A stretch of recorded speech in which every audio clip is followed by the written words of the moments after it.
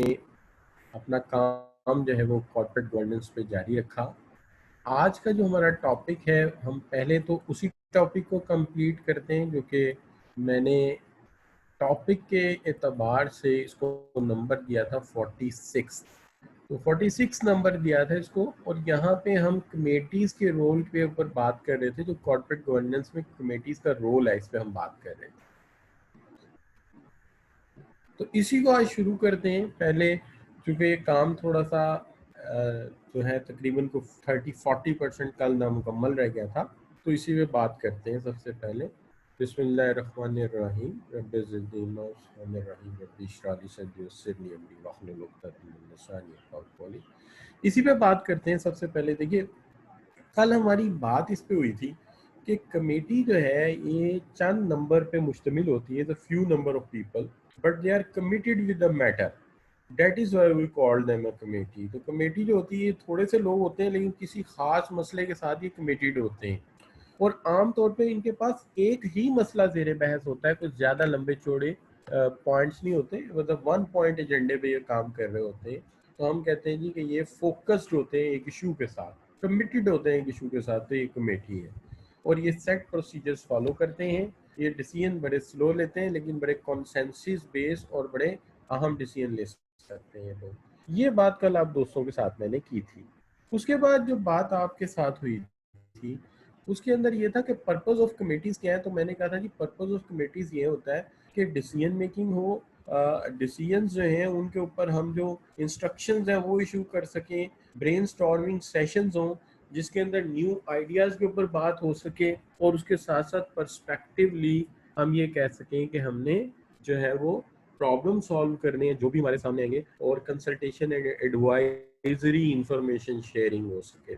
अब उसके बाद हमने कहा था कमेटीज दो तरह की होती हैं। वैसे तो there are number of classifications with different categories and different categorization on different basis, but यहाँ पे एक ही बेस है कि कौन सी कमेटी ऐसी है जो मुस्तकिल है और कौन सी ऐसी कमेटी है जो वक्ती तौर पे बनी है, जैसी मसला हल होगा कमेटी खत्म हो जाएगी। इसमें दो तरह की कमेटीज का जिक्र मैंने किया था।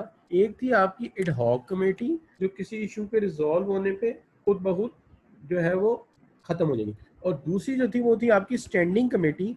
और स्टैंडिंग कमेटी जो है वो परमानेंट बेस पे होती है, और इसकी इसकी जो म्याद है या इसकी जो मुद्दत है वो लंबी होती है ज़रा। तो हम इसको कह सकते हैं कि एक परमानेंट कमेटी है और एक जो है वो रेलेवेंट टू इश्यू कमेटी है। अब जहाँ तक सवाल है, हमने यहाँ पे ये सवाल एमसीक्यूज तो ये वाले कर लिए थे, इसलिए इनमें तो अब दोबारा जाने की हमें ज़रूरत नहीं है।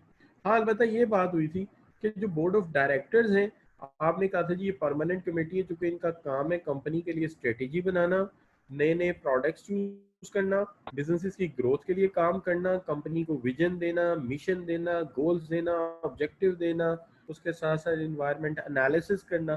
तो लिहाजा ये तो हमारी हर सूरत परमानेंट और कमिटेड कमेटी है। और दूसरी तरफ आपने ये भी कहा था कि जो कमेटी स्टेयरिंग कमेटी है, ये किसी इशू के लिए होती, जैसे इसके अंदर मिसाल दी गई थी कि कोई हमने आईटी बेस्ड प्रोजेक्ट शुरू किया है अपनी ऑर्गेनाइजेशन को, लेट से इंटरप्राइज रिसोर्स प्लानिंग ईआरपी पे लेके जा रहे हैं। तो सीधी सी बात है, जब ये ईआरपी पे कन्वर्ट हो जाएगी और प्रोसेस चलना शुरू हो जाएगा, तो फिर हम इस कमेटी की कॉस्ट बियर नहीं करेंगे, फिर हम इसको वाइंड अप कर देंगे कि ठीक है जी कन्वर्जन हो गई, now you are on contract और आप जाइए आप अगला कॉन्ट्रैक्ट लीजिए। वर्क सेफ्टी कमेटी जो है वो आप ऑब्वियसली परमानेंट कमेटी होती है। उसकी वजह ये होती है कि आप जानते हैं कि मशीनें, इक्विपमेंट, इन्वायरमेंट बदलता रहता है, और हर इन्वायरमेंट में हमें ये देखना होता है कि हमारा जो इन्वायरमेंट है वो सेफ हो, किसी के लिए भी डैमेजिंग ना हो, कोई लाइफ लॉस ना हो, कोई फाइनेंशियल लॉस ना हो, कोई इक्विपमेंट लॉस ना हो, हर तरह के लॉस से हमें बचाना होता है। आप ये कह सकते हैं सर ये तो रिस्क मैनेजमेंट कमेटी देखती है। हाँ, रिस्क मैनेजमेंट कमेटी भी इसमें इन्वॉल्व हो सकती है अगर उन्हें कहीं ये खतरा नजर आए। अब आगे आ जाती एथिक्स कमेटी। बड़ी बड़ी कंपनीज एथिक्स कमेटी भी बनाती हैं, जो कि देखती हैं कि कहीं ऐसा तो नहीं है कि हम सिर्फ शेयर होल्डर के इंटरेस्ट को प्रोटेक्ट कर रहे हैं, ठीक है जी, कोई कॉन्फिडेंशियल इंटरेस्ट तो नहीं हमारे हो गए, ऐसा तो नहीं कि हम कोई इंफॉर्मेशन प्रोटेक्ट नहीं कर पा रहे, ऐसा तो नहीं कि कस्टमर कंप्लेंट को हम टैकल नहीं कर रहे और उसकी ज़रूरियात को नहीं समझ रहे। तो इस तरह की सिचुएशंस को वो देखते रहते हैं कि कहीं एम्प्लॉयज़ को एक्सप्लॉयट ना किया जा रहा हो, कहीं हम इन्वायरमेंट को डैमेज ना कर रहे हो। तो इस तरह की सिचुएशंस को देखते हैं। अब जो रिन्यूमरेशन कमेटी है ये सिर्फ और सिर्फ डायरेक्टर्स की सैलरी और पैकेज को तय करती है। मैंने कहा था बाकी तमाम एम्प्लॉयज़ की सैलरी को तय करना दो डिपार्टमेंट्स का जॉइंट कंसर्न है। एक एचआर है जिसने परफॉर्मेंस अप्रेजल करना है, और दूसरा अकाउंट्स एंड फाइनेंशियल डिपार्टमेंट है या फाइनेंस डिपार्टमेंट जिसने इंश्योर करना है कि बजट अवेलेबल है तो सैलरीज बढ़ेंगी। तो जो रिन्यूमरेशन कमेटी है इसका ताल्लुक सिर्फ और सिर्फ किसके साथ है? बोर्ड ऑफ डायरेक्टर्स के साथ है, या यूं कह लीजिए कि डायरेक्टर्स की सैलरी के इंक्रीज करने में ये इनका कंसर्न है। ये नॉन एग्जीक्यूटिव डायरेक्टर होते हैं और ये किसी भी डायरेक्टर की सैलरी चाहते हैं कि बिला वजह ना बढ़े, या डायरेक्टर्स को अपनी सैलरी बढ़ाने का अख्तियार खुद से ना दे दिया जाए, वरना वो अपनी सैलरी जो है जितनी चाहे बढ़ा लेंगे। तो इसके लिए एक नॉन एग्जीक्यूटिव बॉडी होनी चाहिए जो कि सैलरी को बढ़ाने की अप्रूवल दे। अब जो इसके बाद बात हुई थी हमारी, ये एमसीक्यू भी मैंने सॉल्व करा दिए थे। एडवांटेजेस ऑफ कमेटी हमने कहा था कि ओपिनियन शेयर की जाती है, बहुत ज़्यादा बहस मुबासा होता है, नई जो है वो पॉइंट सामने आते हैं, लेकिन डिसीजन मेकिंग जो है बड़ी assessment of facts and ideas की बुनियाद पे होती है। लिहाजा फैसले जो है वो आप ये कह लीजिए कि बड़े तदब्बुर के साथ होते हैं, बड़ी बुर्दबारी के साथ होते हैं और हिकमत के तहत होते हैं। ये means decisions are very much wise, judgemental, and it is you can say focus on the better frame of mind, तो उसकी मदद से होते हैं। और ऑब्वियसली चूंकि जमहूरी फैसले होते हैं, सबकी राय से होते हैं, कॉन्सेंसस बेस्ड होते हैं, तो इसलिए उन्हें इम्प्लीमेंटेशन करना भी आसान होता है। फैसला करने वालों में हर तरह का टैलेंट शामिल होता है। यही वजह होती है कि स्पेशलाइजेशन के मुताबिक जो है काम किए जाते हैं और फिर आगे काम टेक ओवर किए जाते हैं या एलोकेट किए जाते हैं। अब देखिए इसी वजह से आप देखते हैं कि हर डिपार्टमेंट का हेड बैठा है डिसीजन में, तो हर डिपार्टमेंट उसी वक्त इन्वॉल्व है फैसले में, लिहाजा उसकी इम्प्लीमेंटेशन, उसके ऊपर सारे मामला आसान हो जाते हैं। और फोकल पॉइंट इंफॉर्मेशन जो ऑर्गेनाइजेशन में आती है, और उसके बाद ये होता है कि इम्प्रूव हो जाती है कम्युनिकेशन और बेटर डेलीगेशन ऑफ अथॉरिटी हो जाती है। ये सारे के सारे मामला जो हैं ये ऑब्वियसली डिस्कस में आ जाते हैं। अब यहाँ पे जब आप बात कर रहे हो तो मैं ये कहूँगा कि जो बच्चे हैंड रेज करें, please write down your comments in the comments box so I can see कि आप क्या कहना चाह रहे हैं। उसके बाद हम बात कर रहे थे कि जो है please please put your comments in the comments box so I can see. Question answer में पुट कर दीजिए, मैं देख रहा हूँ क्या कह रहे हैं आप। ये ओपन है बिल्कुल आपके लिए, if you can write. Might we are not writing, so I will request to the admin please text board box and communication जो है टेक्स्ट बॉक्स ओपन कर दीजिए स्टूडेंट्स के लिए। If admin is with us please. So up till now, I see no question and missing the textbooks. Let me see that. Is it available for you or not? Uh, let me see. I will intimate to the administrator. He is obviously might be online, but might be not listening us. So anyway, let me see. मैं इसको देखता हूँ, मैं उनसे कहता हूँ कि आपका कमेंट्स बॉक्स ओपन कर दें।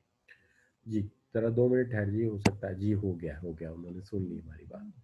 अच्छा बच्चों, ओपन है, ठीक है। ध्यान में जीत सब कह रहे हैं कि ओपन है, तो बेटा आपने हैंड रेज ना कीजिए प्लीज।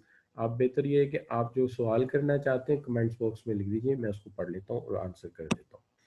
अच्छा बच्चों, अब इसके अंदर जो बात आपके साथ चल रही थी मेरी, एक तो ये बात चल रही थी कि देखिए डिसीजन थोड़ा स्लोर होता है। उसकी वजह ये कि जब भी फैसले कॉन्सेंसस की बुनियाद पे होते हैं तो राय लेनी पड़ती है डिसीजन के अंदर, लेकिन कभी कभी अच्छे बोर्ड नहीं भी होते, तो वहाँ पे कॉम्प्रोमाइज डिसीजन हो जाते हैं, रिसोर्सेज वेस्ट हो जाते हैं। इसी तरह से आप ये कह सकते हैं कि रिस्पॉन्सिबिलिटी फॉर डिसीजन जो है वो डाइवर्ट हो जाती है, या रिस्पॉन्सिबिलिटी पास लोग महसूस नहीं करते, अपनी इनपुट सही नहीं देते। इनपुट सही ना देने की कई वजूहत होती हैं, बाज़ का तो प्रेशर हो जाते हैं, अंडर प्रेशर हो जाते हैं, जैसे कि ब्लेइंग टैक्टिक्स आ जाती हैं। और दूसरी वजह अक्सर ये हो जाती है कि जो एक्सपीरियंस्ड मेंबर है, मैं कहता हूँ कि डोमिनेट कर लेते हैं। चले एक तो वजह ये हो जाती है, लेकिन बाज़ वक़्त ये होता है कि इंसान को राय देने के लिए भी ना बहुत ज़्यादा कंसल्टेशन और स्टडी करनी पड़ती है, तो बाज़ लोग स्टडी नहीं करते, वो फिर ज़ाहिर है राय नहीं देते।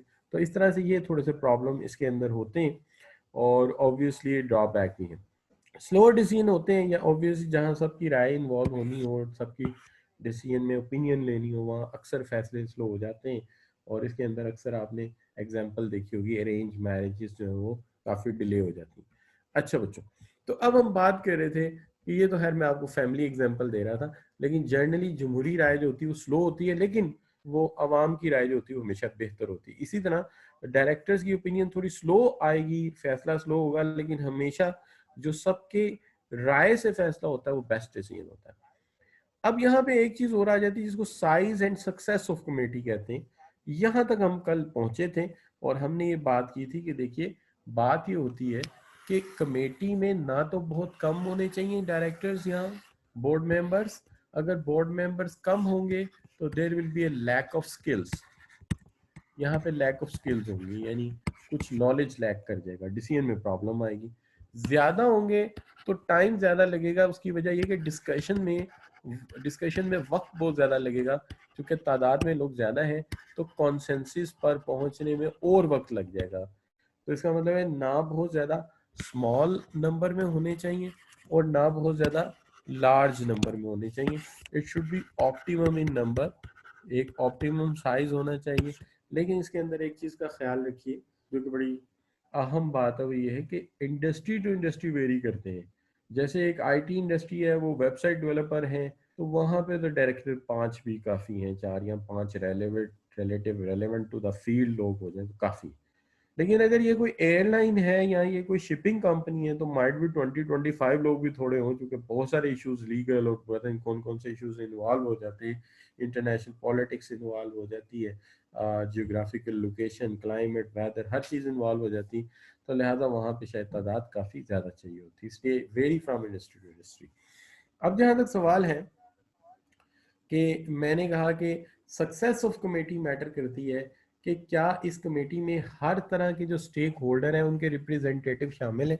अगर फर्ज कीजिए आप हर तरह का रिप्रेजेंटेटिव शामिल नहीं करते हैं, मिसाल के तौर पे मैं एचआर का एक डायरेक्टर पुट अप नहीं करता टीम पे, तो मैं जो भी स्ट्रेटेजी बना रहा हूँ उसमें ह्यूमन रिसोर्स कंसर्न कैसे डील होंगे। फर्ज कीजिए मैं इसके अंदर एक लीगल इशू है, उसके लिए कोई अच्छा लॉयर या सॉलिसिटर या हायर नहीं करता as a non executive director, या उसको पार्ट नहीं बनाता टीम का, तो लीगल वायलेशन हो रहे होंगे। तो बेहतर यह है कि हर एक तरह के लोग जो इन्वॉल्व कर लें। लीडरशिप स्किल्स अच्छी होनी चाहिए जो मोटिवेट करें, लोगों को गाइड करें कि जनाब आपने राय देनी है और राय आपने हर सूरत देनी है, और वो लोगों को इन्वॉल्व करें डिस्कशन में, ताकि उनसे इनपुट ली जा सके और उन्हें पता हो कि यार ये चेयरमैन पूछेगा, लिहाजा तैयारी करके जाओ, पढ़ के जाओ ताकि अच्छी बात बता सको।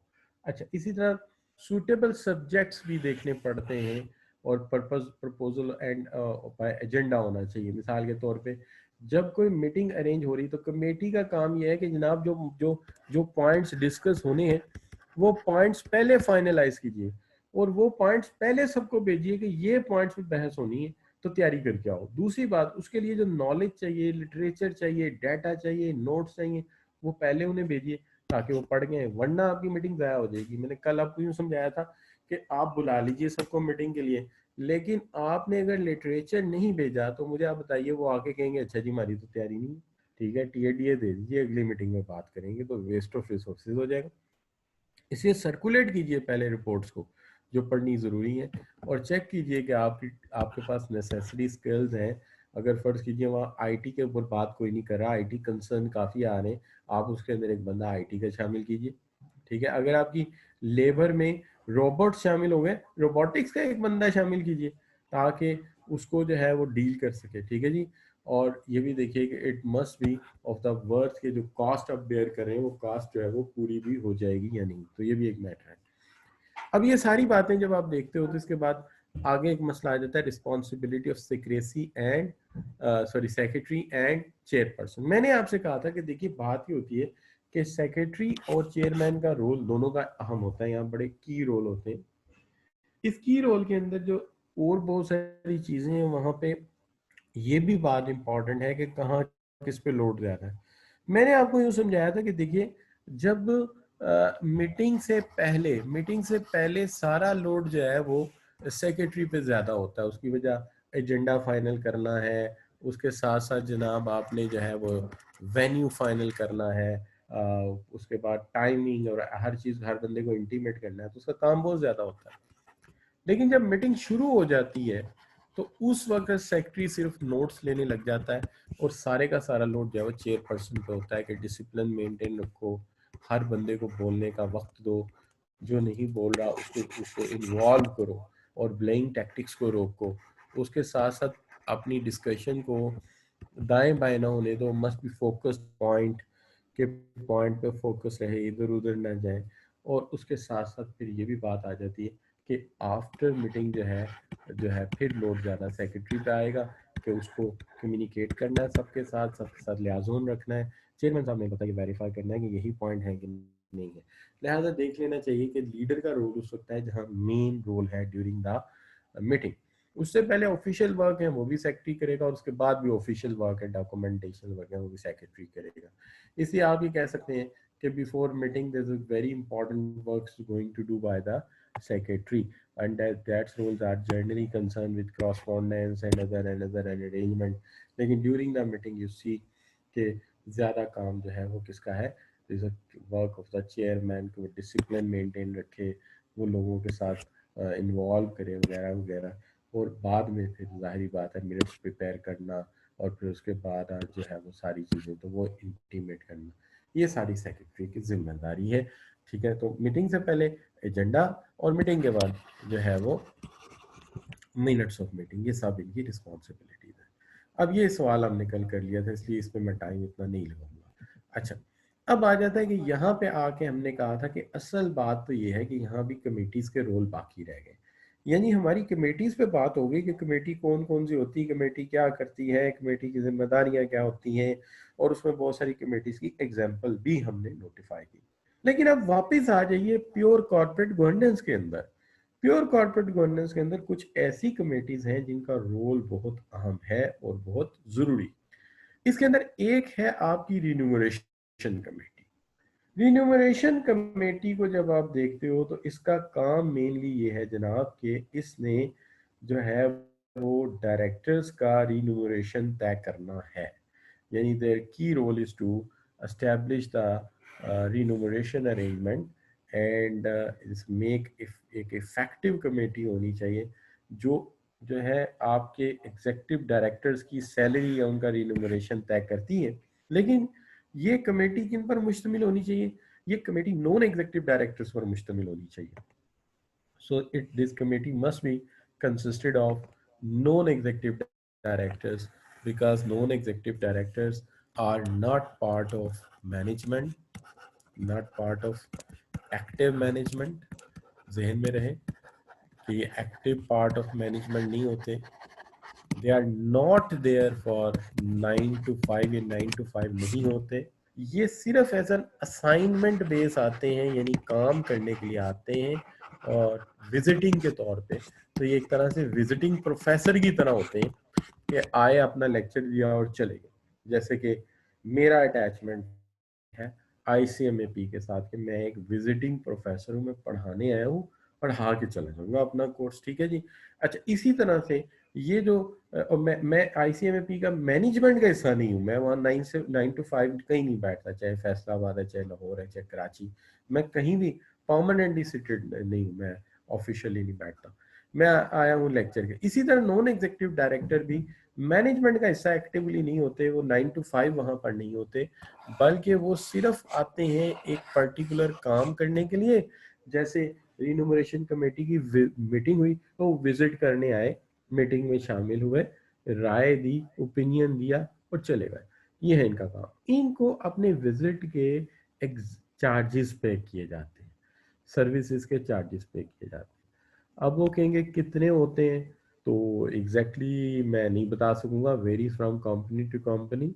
मसलन मैं एक कंपनी की मीटिंग में जाता था तो वो मुझे 5,000 पर मीटिंग पे करते थे, और मीटिंग वीकली मंथली 1-2 हो जाती थी। तो उसके अलावा वो मुझे वो जो है वो कुछ सर्विसेज चार्जेस एक्स्ट्रा पे करते थे, TADA करते थे। बेयर मैक्स कंपनी थी। फिर उसके बाद एक चार्टर्ड इंस्टीट्यूशन था, उनके बोर्ड ऑफ स्टडीज़ में बैठता था, तो उनके बोर्ड ऑफ स्टडीज़ में भी इसी तरह से मुझे सर्विसेज के लिए जो है वो चार्जेस पे करते थे वो लोग। अच्छा, तो ये मैं आप बताता हूँ कि ये इसी तरह से होता है, जाते हैं मशवरा देते हैं, लेकिन इनकी तादाद हम ऑड नंबर में रखते हैं हमेशा, ताकि 3 हो, 5 हो, 7 हो, जैसे कि आप देखते हैं ना सुप्रीम कोर्ट के जजेस हैं, ताकि जो डिसीजन होना है उसके अंदर कास्टिंग वोट ज़रूर हो, तो इसलिए इनको इस तरह रखा जाता है। मिनिमम 3 तो होने चाहिए, आप समझते ही हैं, 1 या 2 की राय से तो बात अच्छी लगती भी नहीं है, तो मिनिमम 3 होने चाहिए, लेकिन अच्छी कंपनीज 5 भी रख लेती हैं। अच्छा, 7 भी होते हैं बाज़ जगह पे, जो बहुत बड़ी मल्टीनेशनल कंपनी है। तो objective determine by executive remuneration and individual packages for each executive director, तो हर एग्जीक्यूटिव डायरेक्टर के पैकेज के लिए बैठते हैं। ये clear policy on directors remuneration देते हैं, detail of directors remuneration stated in annual report. उसकी वजह ये होती है, देखिए, अगर मैं फर्ज कीजिए मैं रिन्यूमरेशन कमेटी में बैठता हूँ, मैं उसको हेड करता हूँ, फर्ज कीजिए मैं किसी की पे इंक्रीज कर देता हूँ, ये बात जाहिर है शेयर होल्डर को तो पता चलेगी, और शेयर होल्डर एजीएम में इतराज कर देते हैं कि जी ये किस हिसाब से मुबशिर साहब ने सैलरी बढ़ा दी, ये तो बंदा जो है मतलब कोई इतना स्किलफुल नहीं है, ये इस तरह का बंदा तो मार्केट में 1.5 पौने 2 लाख सर्व में सर्व कर देता है, ये बशीर साहब ने 3.5 लाख सैलरी इसकी कैसे कर दी। तो बात ये होती है कि मुझे वहां पे क्या लिखना, मुझे वहां पे एक पॉलिसी देनी है, यानी मुझे एक वहां पे स्टेट करना है, policy on clear policy on directors remuneration देनी है, कि देखो शेयर होल्डर साहब कि मैंने जो पैसे इसके इंक्रीज किए हैं, या मैंने जो इसका रिन्यूमरेशन इंक्रीज किया है मेरे भाई, वो मैंने इन बेसिस पे किया है, this is what the policy, so I am working according to principles, मैं असूलों पे काम कर रहा हूँ, और मैं उसकी डिटेल प्रोवाइड करूंगा ताकि शेयर होल्डर साहब को कोई एतराज ना हो कि जी देखिए ये बंदा जो है is not sitting from 9 to 5 alone, he has to go for the abroad, उसको बाहर जाना पड़ता है, उसको बाहर के लोगों से डील करना पड़ता है, तो उसके लाइफ एक्सपेंडिचर इतने पड़ते हैं, ये वगैरह वगैरह, मुझे को पॉलिसी देनी पड़ेगी ना जी, तो मुझे जस्टिफाई करना पड़ेगा, तब मैं इंक्रीज कर सकता हूँ। Director not to be involve in determining their own remuneration, ये सख्ती से मना है कि कोई डायरेक्टर रिन्यूमरेशन कमेटी में नहीं बैठे, अगर वो खुद उस कमेटी में बैठ गया तो फिर तो ये कॉन्फ्लिक्ट ऑफ इंटरेस्ट हो जाएगा।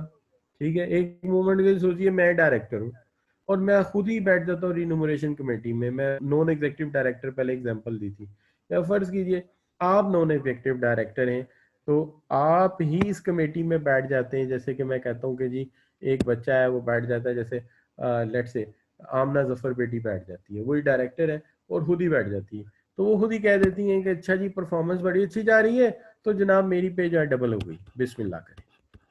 6 माह बाद फिर मीटिंग हुई, फिर दोबारा जनाब बहुत अच्छी परफॉर्मेंस जा रही है, फिर डबल, पता लगा जनाब बात ही 1 लाख की चली गई 2 लाख पे, और अगले 6 माह बाद चली गई 4 लाख पे। अब ये बात तो कभी भी शेयर होल्डर बर्दाश्त नहीं करेगा ना जी। और दूसरी बात ये कि है भी लॉजिकल बात, लिहाजा डायरेक्टर को इस मीटिंग में नहीं होना चाहिए, इसके अंदर सिर्फ नॉन एग्जीक्यूटिव डायरेक्टर को होना चाहिए, ताकि शेयर होल्डर को कॉन्फिडेंस रहे कि यार यहाँ पे काम खुद सही से नहीं हो रहे, किसी असूलों पे हो रहे। फिर एक बात ये आ जाती है, एडिक्वेट रिन्यूमरेशन होना चाहिए without over paying to attract की क्वालिटी डायरेक्टर्स। यानी आप ये कह लीजिए कि दो बातें हैं, एक बात ये है कि ना तो बहुत कम पे कीजिए कि डायरेक्टर साहब छोड़ के चले जाएं, जाहिर है किसी बंदे को उसकी वर्थ से कम पे करेंगे तो वो तो आइंदा काम नहीं करेगा। क्या ख्याल है जी? बिल्कुल इसी तरह से कि अगर हमें वो जी ध्यान बेटे, मैं अभी बताता हूँ, 1 मिनट मैं लिख लेता हूँ आपका सवाल, लेट मी राइट डाउन। आपका सवाल है मुझे 1 मिनट ज़रा लिख लेने दीजिए, लेट मी सी। एक तो ये सवाल है,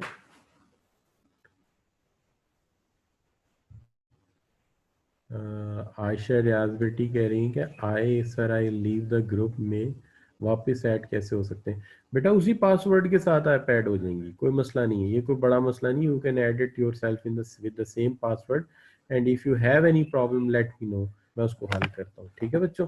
अच्छा, तो मैं ये बच्चों बात कह रहा था कि बात ये है कि एडिक्वेट रिन्यूमरेशन होना चाहिए। देखिए एक बंदा जो है वो 45 से 50 साल की उम्र में प्रोफेशनल क्वालिफिकेशन लेता है, या वो इंजीनियर बनता है, या वो सीएमए क्वालिफाई करता है, या वो लॉ ग्रेजुएट होता है, फिर वो जाके बेचारा बार काउंसिल में और कोर्ट के धक्के खाता है, और फिर जाके वो 45 से 50 साल की उम्र में पूरा एक इंस्टीट्यूशन बन चुका होता है, पूरा एक इंस्टीट्यूशन बन चुका होता है। जैसे आपके जो ICMAP के जो चेयरमैन है, कभी आप उनसे मिले, is a full fledge institution, he has run many projects independently and leaded that.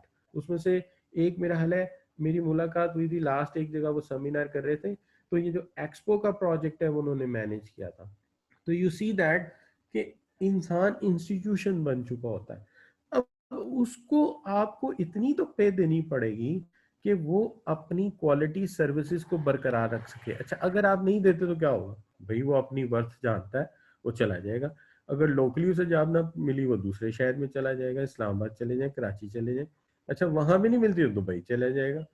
तो लिहाजा आपको एक अच्छे डायरेक्टर को उतनी पे देनी पड़ेगी जितने से कम वो क्वालिटी सर्विसेज आपको मिलती रहे और वो अट्रैक्ट रहे। लेकिन ये भी नहीं हम कहते कि ओवर पेइंग किया जाए, नहीं ओवर पेइंग भी नहीं चाहते, लेकिन इतना तो हो कि वो अट्रैक्टिव रहे और दूसरी जगह पे ना जाए।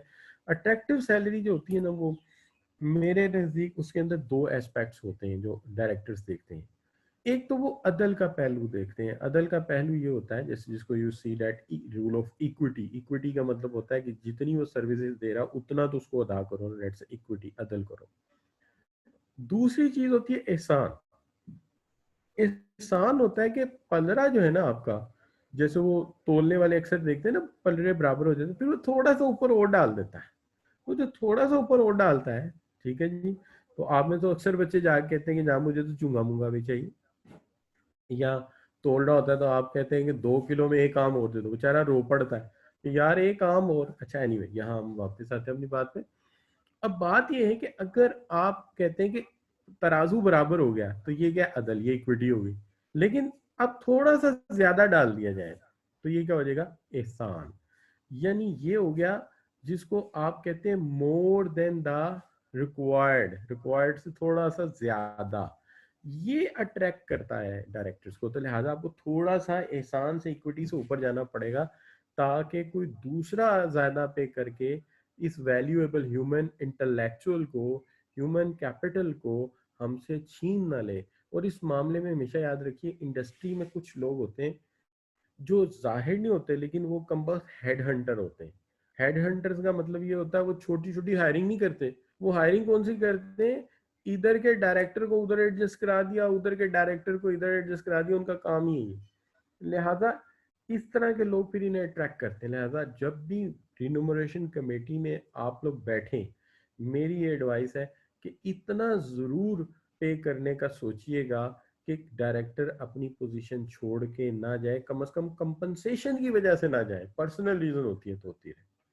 अच्छा, तो लिहाजा यहाँ पे रिन्यूमरेशन जो है उसको परफॉर्मेंस से रिलेट करके मैं शो करूंगा, ताकि मेरा जो शेयर होल्डर है वो मेरे ऊपर कोई एतराज ना करे, और उसके साथ साथ मैं इंसेंटिव भी अटैच करूंगा, और वो मैं शो करूंगा कि देखिए इंडस्ट्री में गोइंग रेट ये चल रहा है और हमने गोइंग रेट से थोड़ा सा ऊपर गए हैं और उसकी वजह ये हो सकती है। तो शेयर होल्डर ऑब्वियसली इससे सेटिस्फाइड हो जाएगा।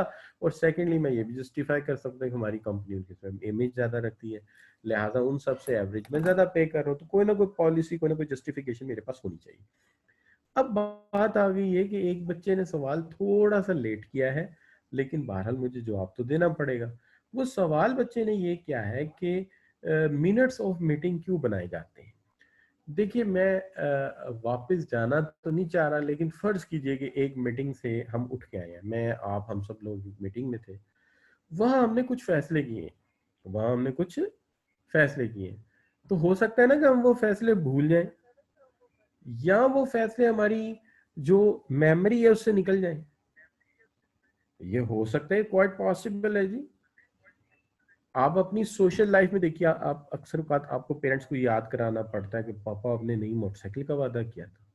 अक्सर याद कराता है कि पापा आपने मुझे प्रिंगल्स के चिप्स लेके देने थे और आज सैटरडे का दिन है ना जी।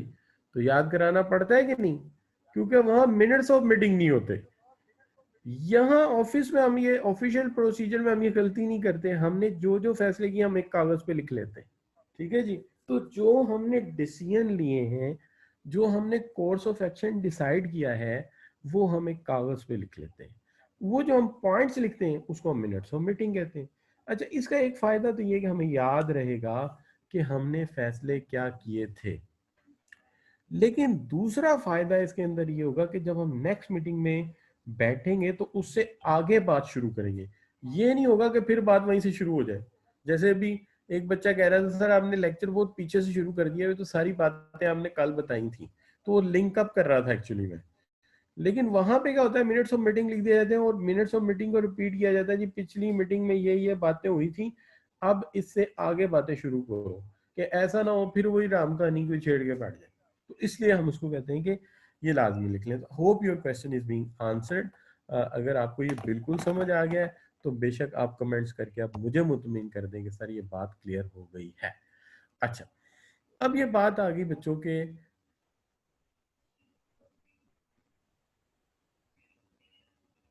नहीं बेटा, जुल्फ़कार, तहरीन जुल्फ़कार बेटी, ये ऐसे नहीं है।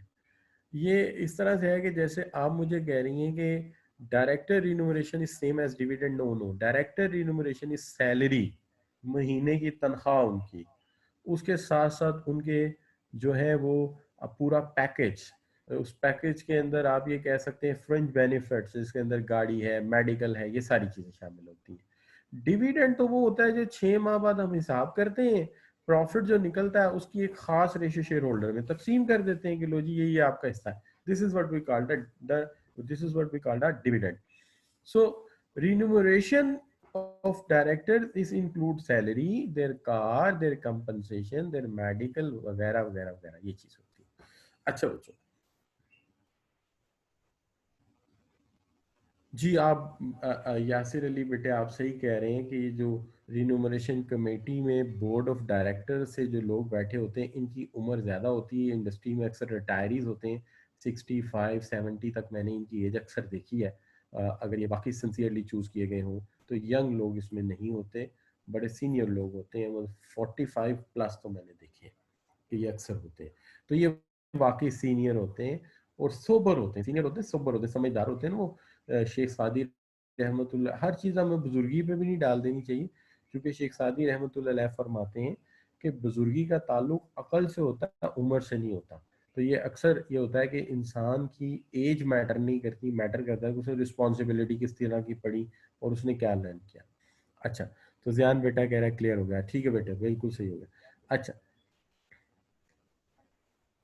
आप में से एक बच्चा है शेख उस्मान, वो मुझे पूछ रहा है कि director hold a share then dividend gives to the director. Yes, they will also gain the dividend as share holder, no matter, इसमें कोई मसला नहीं है। मेरी अपनी जो भांजी है अमेरिका में, she is in New York, she is working in some good position in Amazon international, और उन्हें शेयर्स, उन्हें उन्हें सैलरी भी मिलती है, उन्हें प्रॉफिट का में से जो ज़्यादा होता है उसमें शेयर्स भी मिलते हैं। और ये जो कोरोना का सीज़न है इसके अंदर जो अली बाबा है, अमेजोन है, जो उतने के ऑनलाइन सेलर मर्चेंडाइजर्स थे, इनकी तो इनकम और इनकी प्रॉफिट में कई गुना इजाफा हुआ। तो उसने शेयर्स भी अपने पैसों के खरीदे हुए, उसका डिविडेंड भी मिलता है। सिर्फ याद रखना है कि जो नॉन एग्जीक्यूटिव डायरेक्टर्स हैं उन्हें हमने शेयर से दूर रखना है, उन्हें हमने फीस पे ही रखना है उनकी, या जो फी तय की है उस तक रखना है। लेकिन जो डायरेक्टर्स हैं वो शेयर्स भी खरीदेंगे, उन्हें शेयर्स हम खुद भी देंगे कि लो भाई तुमने अच्छा मुनाफा कमाया, ये शेयर्स भी इतने तुम्हें गिफ्ट कर रहे हैं, वो भी देंगे। यस, इट इज पार्ट के जी। आपको ये जो फवाद बेटा, ये बिल्कुल सही आपने कहा है कि ये रिक्वायरमेंट है, it is written in the principle of corporate governance that you have to keep the minutes of meeting, and that minutes of meetings are also available for the shareholders if they want to read it। तो ये होते हैं, बल्कि जो cooperative housing society होती है इनके भी जो बोर्ड बैठता है उसकी भी जो मीटिंग होती है उसके भी मिनट्स अवेलेबल होते हैं। जैसे वापडा टाउन की सोसाइटी है या डीएचए की है, तो ये भी जब कोऑपरेटिव सोसाइटीज बैठती हैं इनके भी मिनट्स होते हैं। अगर कोई मेंबर पढ़ना चाहे तो जाके पढ़ सकता है, इसमें कोई ऐसा मुजायका नहीं होता, आप ठीक कह रहे हैं। अच्छा बच्चों, प्राइवेट लिमिटेड कंपनीज, अच्छा नहीं, इसमें प्राइवेट लिमिटेड कंपनीज होती हैं बेटा, उसमें आप आगे जाके कॉर्पोरेट गवर्नेंस पूरी पढ़ेंगे तो आपको समझ आएगा। प्राइवेट लिमिटेड कंपनीज में ज़्यादातर ये होता है बच्चों कि जो जैसे फर्ज कीजिए मैं आप 5-7 लोग मिलके एक प्राइवेट लिमिटेड कंपनी रजिस्टर्ड करा देते, तो उसमें सारा पैसा हमारा अपना ही तो लगा हुआ है, हम 7 लोग ही पार्टनर है, हमारा ही पैसा लगा हुआ है, तो this is what we called a private limited company. तो लिहाजा उसके अंदर शेयर्स की कोई ज़रूरत नहीं है ना, पैसे ही हमारा लगा हुआ है, स्टॉक एक्सचेंज में उसने जाना ही नहीं है। स्टॉक एक्सचेंज में तो जाना है पब्लिक लिमिटेड कंपनी ने जिसने शेयर्स बेचने हैं। प्राइवेट लिमिटेड तो पैसा भी हमारा है, हम ओनली डायरेक्टर है, हो सकता है मेरा शेयर 1/2 हो, बाकी सब 4 बंदों का 1/2 हो, इस तरह हो सकता है। तो वो डिफरेंट शेयर्स होते हैं उसके अंदर, ठीक है। तो आगे चल के कॉर्पोरेट गवर्नेंस में ये आपको क्लियर हो जाएगा। लेकिन अगर ये आपको क्लियर ना हो तो मेरा फ़ोन नंबर आप लोगों के पास है, you can give a WhatsApp message, you can give any message else. मैं यहाँ पे फिर लिख देता हूँ आपको मेरा नंबर, अगर आपको कोई सवाल पूछना हो तो this is my number 0333473174। So you can put any question over here, इस पे आप सवाल कर सकते हैं, ठीक है। टेक्स्ट मैसेज कर दीजिएगा मुझे, मैं I will try my level best to answer you, मैं आपको जवाब दे, ठीक है। लेकिन थोड़ा सा इंट्रोडक्शन दे दीजिएगा, आप मेरे ICMAP के स्टूडेंट्स हैं, because some of the students are also belongs to university, उनके एग्जाम जो होते हैं ज़रा आराम से हो रहे होते हैं उनके, मैं बाद सवाल का जवाब नहीं हफ्ते हफ्ते बाद दे रहा होता हूँ। तो मुझे पता हो कि आप प्रोफेशनल स्टडीज़ के बच्चे हैं, तो आपको जवाब जल्दी देना है क्योंकि आपके एग्जाम बिल्कुल एक्सेप्टेड होंगे। ओके बच्चों, सी यू। अब बात ये आ गई कि मैं जहाँ से चला था वो क्या था, ये रिन्यूमरेशन कमेटी की बात हो रही थी, ये इंट्रोडक्शन था, और ये मैंने इसके अंदर ये तफसील आपको पढ़ाई। अब मैं वापस जाता हूँ नॉमिनेशन कमेटी में। अच्छा, नॉमिनेशन कमेटी के अंदर मैं ज़्यादा कोई लहदा स्लाइड नहीं बनाई, उसके अंदर मैंने इतना ही मटेरियल रखा है, अच्छा जितना कि मैंने इस स्लाइड पे ऊपर रखा हुआ है, इसके लिए अलहदा स्लाइड नहीं है मेरे पास, क्योंकि इसके लिए मैं जाता तो फिर पूरा मेरा कोर्स ही कॉर्पोरेट गवर्नेंस में घुस जाना था। तो मैं तो चाह रहा था सिर्फ मैनेजमेंट के हवाले से बात कर लूँ कि आपको पता चल जाए कि स्ट्रेटेजिक मैनेजमेंट कैसे चलती है। ये जो नॉमिनेशन कमेटी होती है, इसका बेसिक पर्पस ये होता है कि 2 तरह की कंडीशन हो सकती है जहां ये किसी नए डायरेक्टर को नॉमिनेट करें। वो 2 conditions I will try my level best, मैं याद करता हूँ क्या होती है, लेट मी रिमेम्बर। एक तो ये होती है कि अल्लाह ना करे कोई डायरेक्टर जो है वो अल्लाह को प्यारा हो जाए, इन्ना लिल्लाहि व इन्ना इलैहि राजिऊन। तो कोई डायरेक्टर जो है बीइंग पास्ड अवे, वो गुजर गया दुनिया से, अल्लाह ताला उसे जन्नत नसीब करे, तो ऐसी सूरत हाल में नए डायरेक्टर का नाम देना, नॉमिनेट करना, ठीक है जी। तो ये नॉमिनेशन कमेटी का काम है।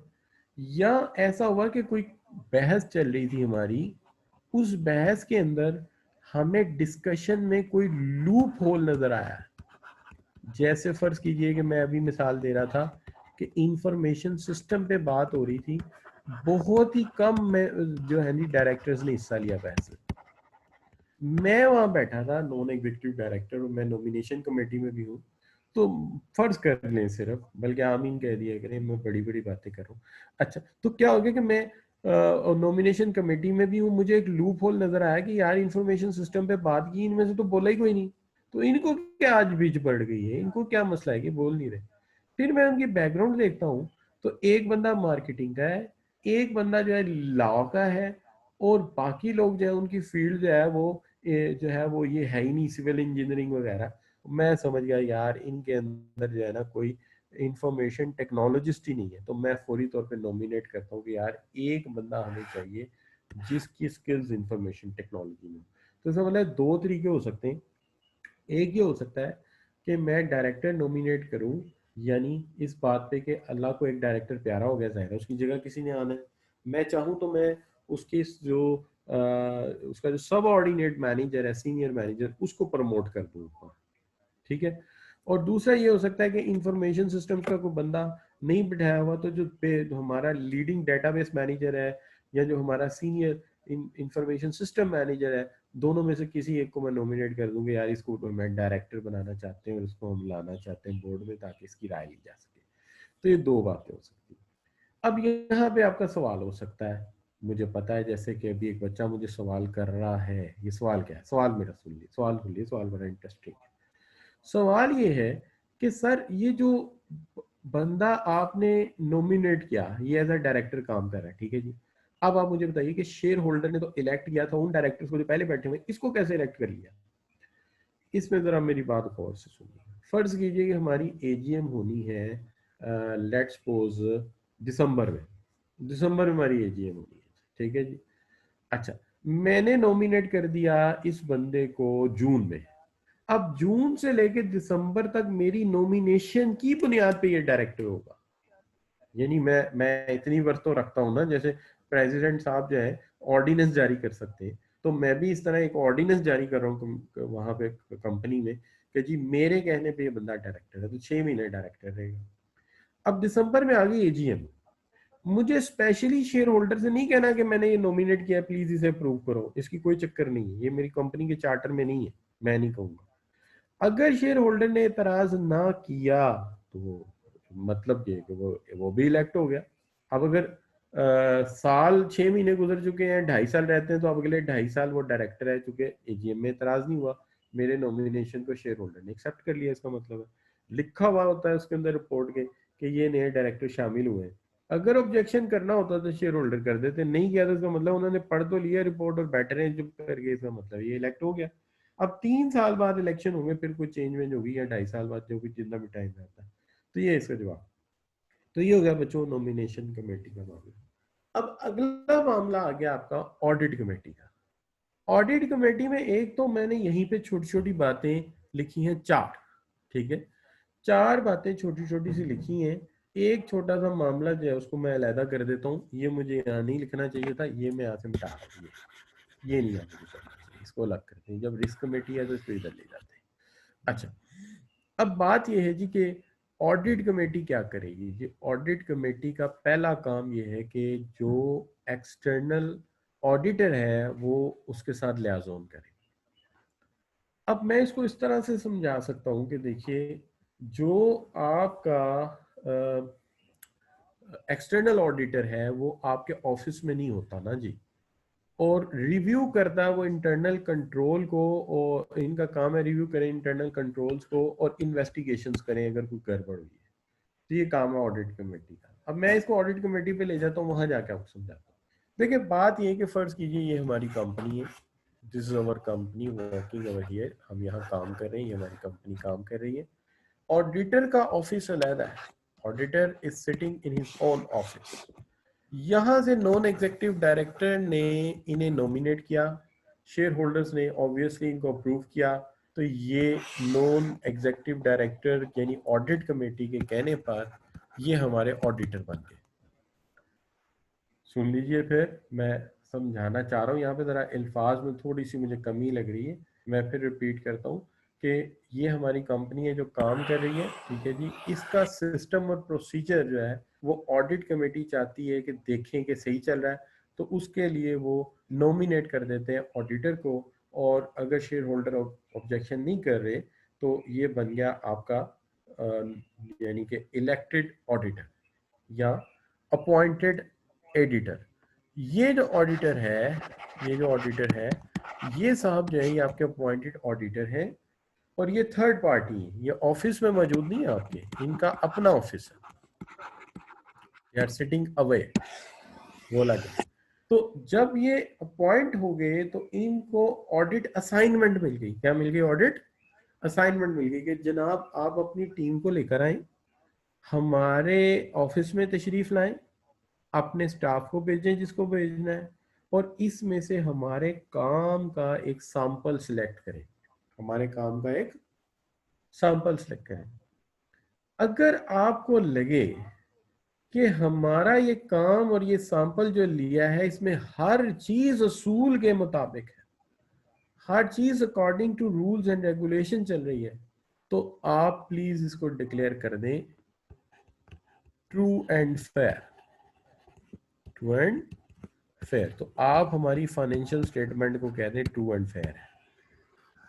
अगर इन्होंने कह दिया कि जनाब हमारी जो फाइनेंशियल स्टेटमेंट है वो ट्रू एंड फेयर है, तो मैं इसके कई मतलब निकालूंगा। मैं इसका एक मतलब ये निकालूंगा कि मेरा सिस्टम अपनी जगह ठीक काम कर रहा है, मेरे कंट्रोल्स बहुत अच्छे काम कर रहे हैं, मेरी ट्रांजैक्शंस की रिकॉर्डिंग बिल्कुल ठीक हो रही है, इसमें कोई गड़बड़ नहीं है, और मेरी फाइनेंशियल स्टेटमेंट जो है वो सच बोल रही है। इसमें कोई शक की बात नहीं। इससे शेयर होल्डर जो है वो उसकी खुशी की इंतहा नहीं रहेगी कि क्या बात है, हमने वाकई सादिक और अमीन किस्म के डायरेक्टर चूज किए हैं जो सिस्टम भी सही चला रहे हैं, कंट्रोल भी सही चला रहे हैं, रिकॉर्ड भी मेंटेन कर रहे हैं और ट्रू एंड फेयर प्रोसीजर को फॉलो कर रहे हैं। ये बंदे ईमानदार हैं। ठीक हो गई जी बात। अब आप मेरे से सवाल करेंगे कि सर क्यों ऑडिट कमेटी के अंडर है जी, सॉरी अंडर नहीं, ऑडिट कमेटी क्यों लियाजोन कर रही है, डायरेक्टर डायरेक्ट क्यों नहीं कर लेते? नहीं, डायरेक्टर्स को डायरेक्ट इनसे बात करने इसलिए नहीं मैं दूंगा अगर मैं नॉन एग्जीक्यूटिव डायरेक्टर हूं, मैं ऑडिट कमेटी में बैठता हूं, कि कहीं ये उनके सबऑर्डिनेट ना जाहिर हो जाए या उनके ऊपर कोई इन्फ्लुएंस ना आ जाए कि इनका तो हमने काम चेक करना है और वो उनको जनाब जो है प्रोटोकॉल दे रहे हो या वो उनके साथ डील कर रहे हो, तो उन्हें एक फीलिंग आए कि जनाब ये जो लोग हैं ना ये बड़े अच्छे हैं तो हमने इनके खिलाफ नहीं लिखना। नहीं नहीं, ऐसा नहीं। हमने इनको एक्टिव मैनेजमेंट यानी हर वो डायरेक्टर जो 9 से 5 काम कर रहा है, वहां से सैलरी ले रहा है, वहां से रिनोमरेशन ले रहा है, उसके अंडर नहीं काम करेंगे। ये काम करेंगे ऑडिट कमेटी के अंदर जहां बैठे होंगे नॉन एग्जीक्यूटिव डायरेक्टर्स। वो नॉन एग्जीक्यूटिव डायरेक्टर इनको कहेंगे कि आए जी आके जरा यहाँ से सैंपल लें और चेक करें, ताकि एक न्यूट्रलिटी और या कह लीजिए कि एक जो है वो कहते हैं ना, न्यूट्रलिटी को आप उर्दू में कहते हैं एक ऐसा बंदा जो कि ना इस पार्टी का है ना उस पार्टी का है, वो बीच में न्यूट्रल है, वो बीच में न्यूट्रल है, किसी किस्म का इन्फ्लुएंस नहीं है उसके ऊपर। गैर जानिबदार, यस इट्स गैर जानिबदार, गैर जानिबदार। So this is what the word I was searching. तो ये गैर जानिबदार बंदा है, जैसे आपका क्रिकेट में अंपायर होता है, आउट है तो आउट है, नॉट आउट है तो नॉट आउट है। इसी तरह ऑडिटर है, वो भी थर्ड पार्टी है, उसका भी कोई फाइनेंशियल इंटरेस्ट नहीं होता, उसने भी अपनी फीस लेनी है, लिहाजा उसको सही नजर आएगा सही बताएगा, गलत नजर आएगा तो गलत बताएगा। अब ये बड़ी बात है यहाँ पे, आप कहते हैं जी कि have a formal terms of reference, एक फॉर्मल टर्म ऑफ रेफरेंस हो, करना क्या, असाइनमेंट क्या है आपकी, ठीक है। ऑडिटर के साथ कम से कम आप एक क्वार्टर में एक दफ़ा ज़रूर मिलें, ठीक है जी। once in a year जो है have a meeting with external auditor without the presence of any executive director, जिसमें कोई executive director मौजूद नहीं होना चाहिए ताकि किसी किस्म का कोई दबाव ना आए, ठीक है जी। और जो मैटर वो राइज करते हैं उनको आप डिस्कस करें कि जो वो सिस्टम में प्रॉब्लम बता रहे हैं आपको। recommend appointment and removal of external auditor and set audit fee after the discussion with external auditor के एक तो अगर पुराने वाले जो है 3 साल मुकम्मल हो गए या जो कॉन्ट्रैक्ट था मुकम्मल हो गया तो नए को अपॉइंट कर लिया जाए और फी तय कर ली जाए, ये भी इनकी जिम्मेदारी है। अगर एग्जेक्टिव डायरेक्टर को मैं ये काम दे दूं तो हो सकता है वो फी 4 गुना ज्यादा देके उन्हें कहे लो जी हमारे खिलाफ रिपोर्ट ना लिखना, ठीक है, या बस ट्रू एंड फेयर लिखना, ये लोग पैसे तुम्हें डबल दे देते हैं, इसलिए ये काम इनके जिम्मे नहीं लगाना, नॉन एग्जीक्यूटिव डायरेक्टर के जिम्मे लगाना है। इंटरनल ऑडिट प्रोग्राम और significance of finding the internal auditor, जो इंटरनल ऑडिटर का प्रोग्राम है उसको भी डील करना है। अब आप कहेंगे सर अभी तो एक्सटर्नल एक्सटर्नल हो रही थी, एकदम बीच में इंटरनल भी डाल दिया आपने जी। तो यहाँ पे मैं आपको बताता हूँ कि इंटरनल ऑडिटर्स भी होते हैं, यकीनन आप जानते होंगे। ये इंटरनल ऑडिटर एक टीम होती है जो इंटरनल ऑडिट करती रहती है, ये परमानेंट अपॉइंट की होती है और ये डायरेक्टर्स को जवाब देनी होती है, ये भी ऑडिट कमेटी को जवाब दे होती है और ऑडिट कमेटी इनको बिल्कुल उनसे अलग रखती है और असाइनमेंट देती है कि जी आज एचआर डिपार्टमेंट में जाना है, 3 दिन वहाँ रहना, उनके प्रोसीजर जरा चेक करके आए, उस पर एक रिपोर्ट दें, फला जगह जाना है आपने ये चेक करना है, तो ये इस तरह का इनका काम होता है। ये इंटरनल टीम होती है, यानी आप ये कह लीजिए एक ऐसा निज़ाम है जिसमें एक्सटर्नल ऑडिटर भी हैं और इंटरनल ऑडिटर भी हैं, और इंटरनल ऑडिटर मैनेजमेंट के अंडर नहीं है, इंटरनल ऑडिटर जो है वो नॉन एग्जीक्यूटिव डायरेक्टर्स के अंडर है। अच्छा, और उनके जिम्मे भी काम ये है कि उन्होंने सिस्टम और प्रोसीजर को देखना है। वैसे आपस की बात ये कि जब हम बात करें ना स्कोप की,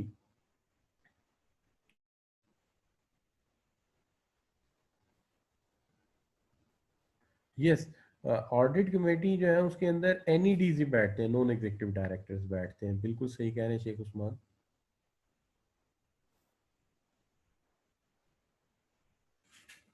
यस, द ऑडिट कमेटी जो होती है उसको एनईडीज, पहले पहले नॉन एग्जीक्यूटिव डायरेक्टर्स जो हैं वो नॉमिनेट होते हैं, बोर्ड का हिस्सा बनते हैं विजिटिंग बेस पे, और फिर वो जो है नाम चूज करते हैं कि कौन से ऐसे नॉन एग्जीक्यूटिव डायरेक्टर हैं जो नॉन एग्जीक्यूटिव जो सॉरी ऑडिट कमेटी में बैठे हैं। क्लियर होगी बात? अच्छा बच्चों, लेकिन अगर मैं जो बात कर रहा था वो ये कि अगर आप स्कोप की बात करेंगे तो एक्सटर्नल ऑडिटर से ज्यादा इंटरनल ऑडिटर का स्कोप है, क्योंकि उन्हें स्ट्रेटेजी भी चेक करनी है, उन्हें प्रोसीजर भी चेक करने हैं, और उन्होंने सिस्टम भी चेक करना है, उन्होंने सारी चीजें चेक करनी है। लिहाजा इनका काम जो है वो ज्यादा जो है वो कह सकते हैं कि अहम होता है, या ज्यादा ज्यादा स्कोप बड़ा होता है, आप ये कह सकते हैं। अगर आप कहें nature and extend to non audit services of external auditor under review, तो बाज ऐसी सर्विसेज भी होती हैं जो कि हम लेते हैं एक्सटर्नल ऑडिटर से, ठीक है जी।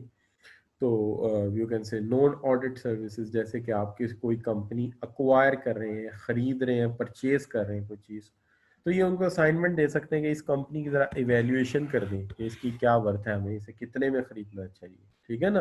तो ऐसी कोई असाइनमेंट दी जा सकती है, वैसी बड़ी बात नहीं, वो भी ये उसको एड्रेस कर सकते हैं। अब जो बात है, सवाल था कि हाँ, अब सवाल जो था एक टेक्निकल सवाल आपने मेरे से किया, और वो ये है कि अगर ट्रू एंड फेयर ना हो फाइनेंशियल स्टेटमेंट तो फिर क्या होगा। तो फिर जो मुझे पता है वो ये पता है कि फिर ये लोग फाइनेंशियल स्टेटमेंट को ट्रू एंड फेयर डिक्लेयर नहीं करते, फिर ये क्वालिफाई करते हैं। क्वालिफाई करने का मतलब है कि फिर बताएं किस हद तक इन्हें चीज़ें ठीक मिली हैं, किस हद तक चीज़ें सही नहीं मिली। लेकिन बहरहाल if there is not true and fair statement, it means that के शेयर होल्डर अगली दफा पक्की बात है मैनेजमेंट के खिलाफ खड़े हो जाएंगे, इसको बदल देंगे। इससे ज़्यादातर डायरेक्टर्स की कोशिश होती है कि इसे true and fair he declare होना चाहिए, और उसके लिए वो सारे प्रोसीजर और रूल्स को फॉलो करते हैं। अच्छा बच्चों, अब जो कमेटी एक रह गई थी वो थी रिस्क कमेटी। अब ऑडिट कमेटी हो गई। अच्छा, अब यहाँ पे रिस्क कमेटी अक्सर यूं भी किताबों में लिखा है review of the risk management. अच्छा, छोटी कंपनीज में हो सकता है रिस्क कमेटी अलग ना हो, ऑडिट कमेटी हुई रिस्क कमेटी की असाइनमेंट दे दी हो, लेकिन बड़ी कंपनी में रिस्क कमेटी अलग होती है। तो वही नॉन एग्जीक्यूटिव डायरेक्टर जो उनके जज ये भी असाइनमेंट देंगे। तो लेकिन नहीं, आमतौर पर रिस्क कमेटी अब अलहदा होती है, इंपॉर्टेंस इसकी बढ़ गई है, और ये देखते हैं, आइडेंटिफाई करते हैं, असेस करते हैं, मैनेज करते हैं, मॉनिटर करते हैं कि अगर कोई फाइनेंशियल रिस्क इन्वॉल्व है, कोई बड़ा रिस्क हमने लिया है, तो वो हम, जैसे कि मैं शुरू से कह रहा हूँ कि रिस्क क्या हो सकता है। हम अगर कंस्ट्रक्शन कंपनी है, केबल गलत लगा दी। अगर हम कोई मैकेनिकल कंपनी है, मोटर गलत लगा दी, जिससे कस्टमर का नुकसान हो सकता है, कंपनी के इमेज का नुकसान हो सकता है। तो इस तरह की कोई गलती का गुंजाइश ना हो। अच्छा, एक बात तो ये है।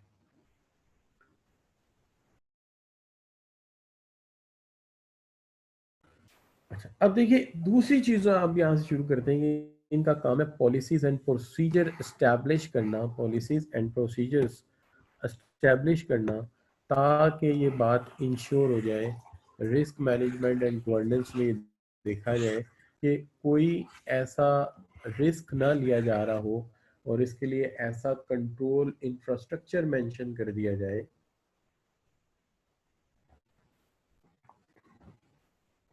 ऐसा कंट्रोल इंफ्रास्ट्रक्चर इंश्योर किया जाए जिससे रिस्क का सवाल ही पैदा ना हो।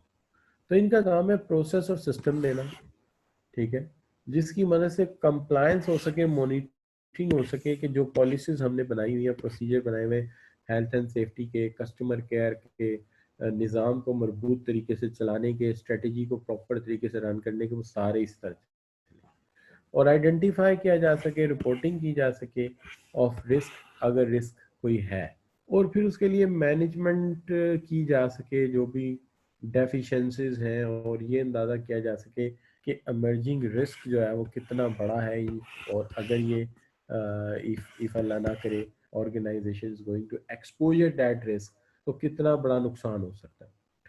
अब आप कहेंगे कि जितना, वो कहते हैं जी फिर उसके लिए कंट्रोल लगाने पड़ेंगे, कि जितना बड़ा रिस्क होगा उतना बड़ा कंट्रोल लगाना पड़ेगा। ये भी है कि बाज रिस्क जो है उनको हम जो है वो बेयरेबल समझते हैं, और हम कहते हैं कि इसके लिए हम ठीक है, हम बेयर करते हैं। जैसे कि आप यूँ समझिए कि हमारे घरों में किसी की लाइफ की कोई गारंटी नहीं, ठीक है ना, और किसी को बुखार किसी वक्त हो सकता है, किसी को थ्रोट इन्फेक्शन हो सकता है, तो हम घरों में क्या करते हैं, थोड़े से पैसे उसके लिए रख लेते हैं कि अल्लाह ना करे अगर ऐसी कोई सूरत हाल होगी तो पैनाडोल लानी है, डॉक्टर साहब के पास जाना है, तो हम कहते हैं ये हमने थोड़े से पैसे इंश्योरेंस के लिए रखे हुए हैं, यानी ये आपकी घर में छोटी सी जो है मेडिकल इंश्योरेंस है कि आपको मेडिसिन मिल जाएगी वक्त पे। तो यहाँ पे भी ये होता है कि जो छोटे छोटे रिस्क होते हैं उनके लिए हमने पहले से चीज़ें अरेंज की होती हैं, कि जैसे एक हमारा जेट फाइटर F-16 है, तो उसके एहतियातन वो वाले बेल्ट जो ज़रा नाजुक नौइयत के हैं वो ज़रा पहले से रखे जाएं, कि अल्लाह ना करे वॉर कोई बता के तो नहीं होनी। तो जब हो तो उस वक्त वो जो छोटे छोटी रिपटे हैं, पुर्जे हैं, वो स्टॉक में मौजूद हो, ताकि जहाज़ एक रिबट के हाथों ना रह जाए। रिबट के हाथों रह गया तो दुश्मन की तो मौजें हो जाएंगी। लिहाजा हम उन रिस्क को पहले आइडेंटिफाई कर लेते हैं और उसके लिए हम पैसा लगाते हैं। अच्छा, बाद बेल्ट ऐसे होंगे मशीनों के, जहाज़ों के, ठीक है जी। अच्छा, वैसे एक बात है, जब भी आप लोगों से बात करता हूँ जहाज़ों की मिसालें मेरे ज़हन में बड़ी आती हैं। इसकी वजह नहीं, क्या वजह है, या तो मेरा हाल है आपकी कोई तस्वीरें मैंने देखी गई, हो सकता है, चले एनीवे ये बाद में देखेंगे।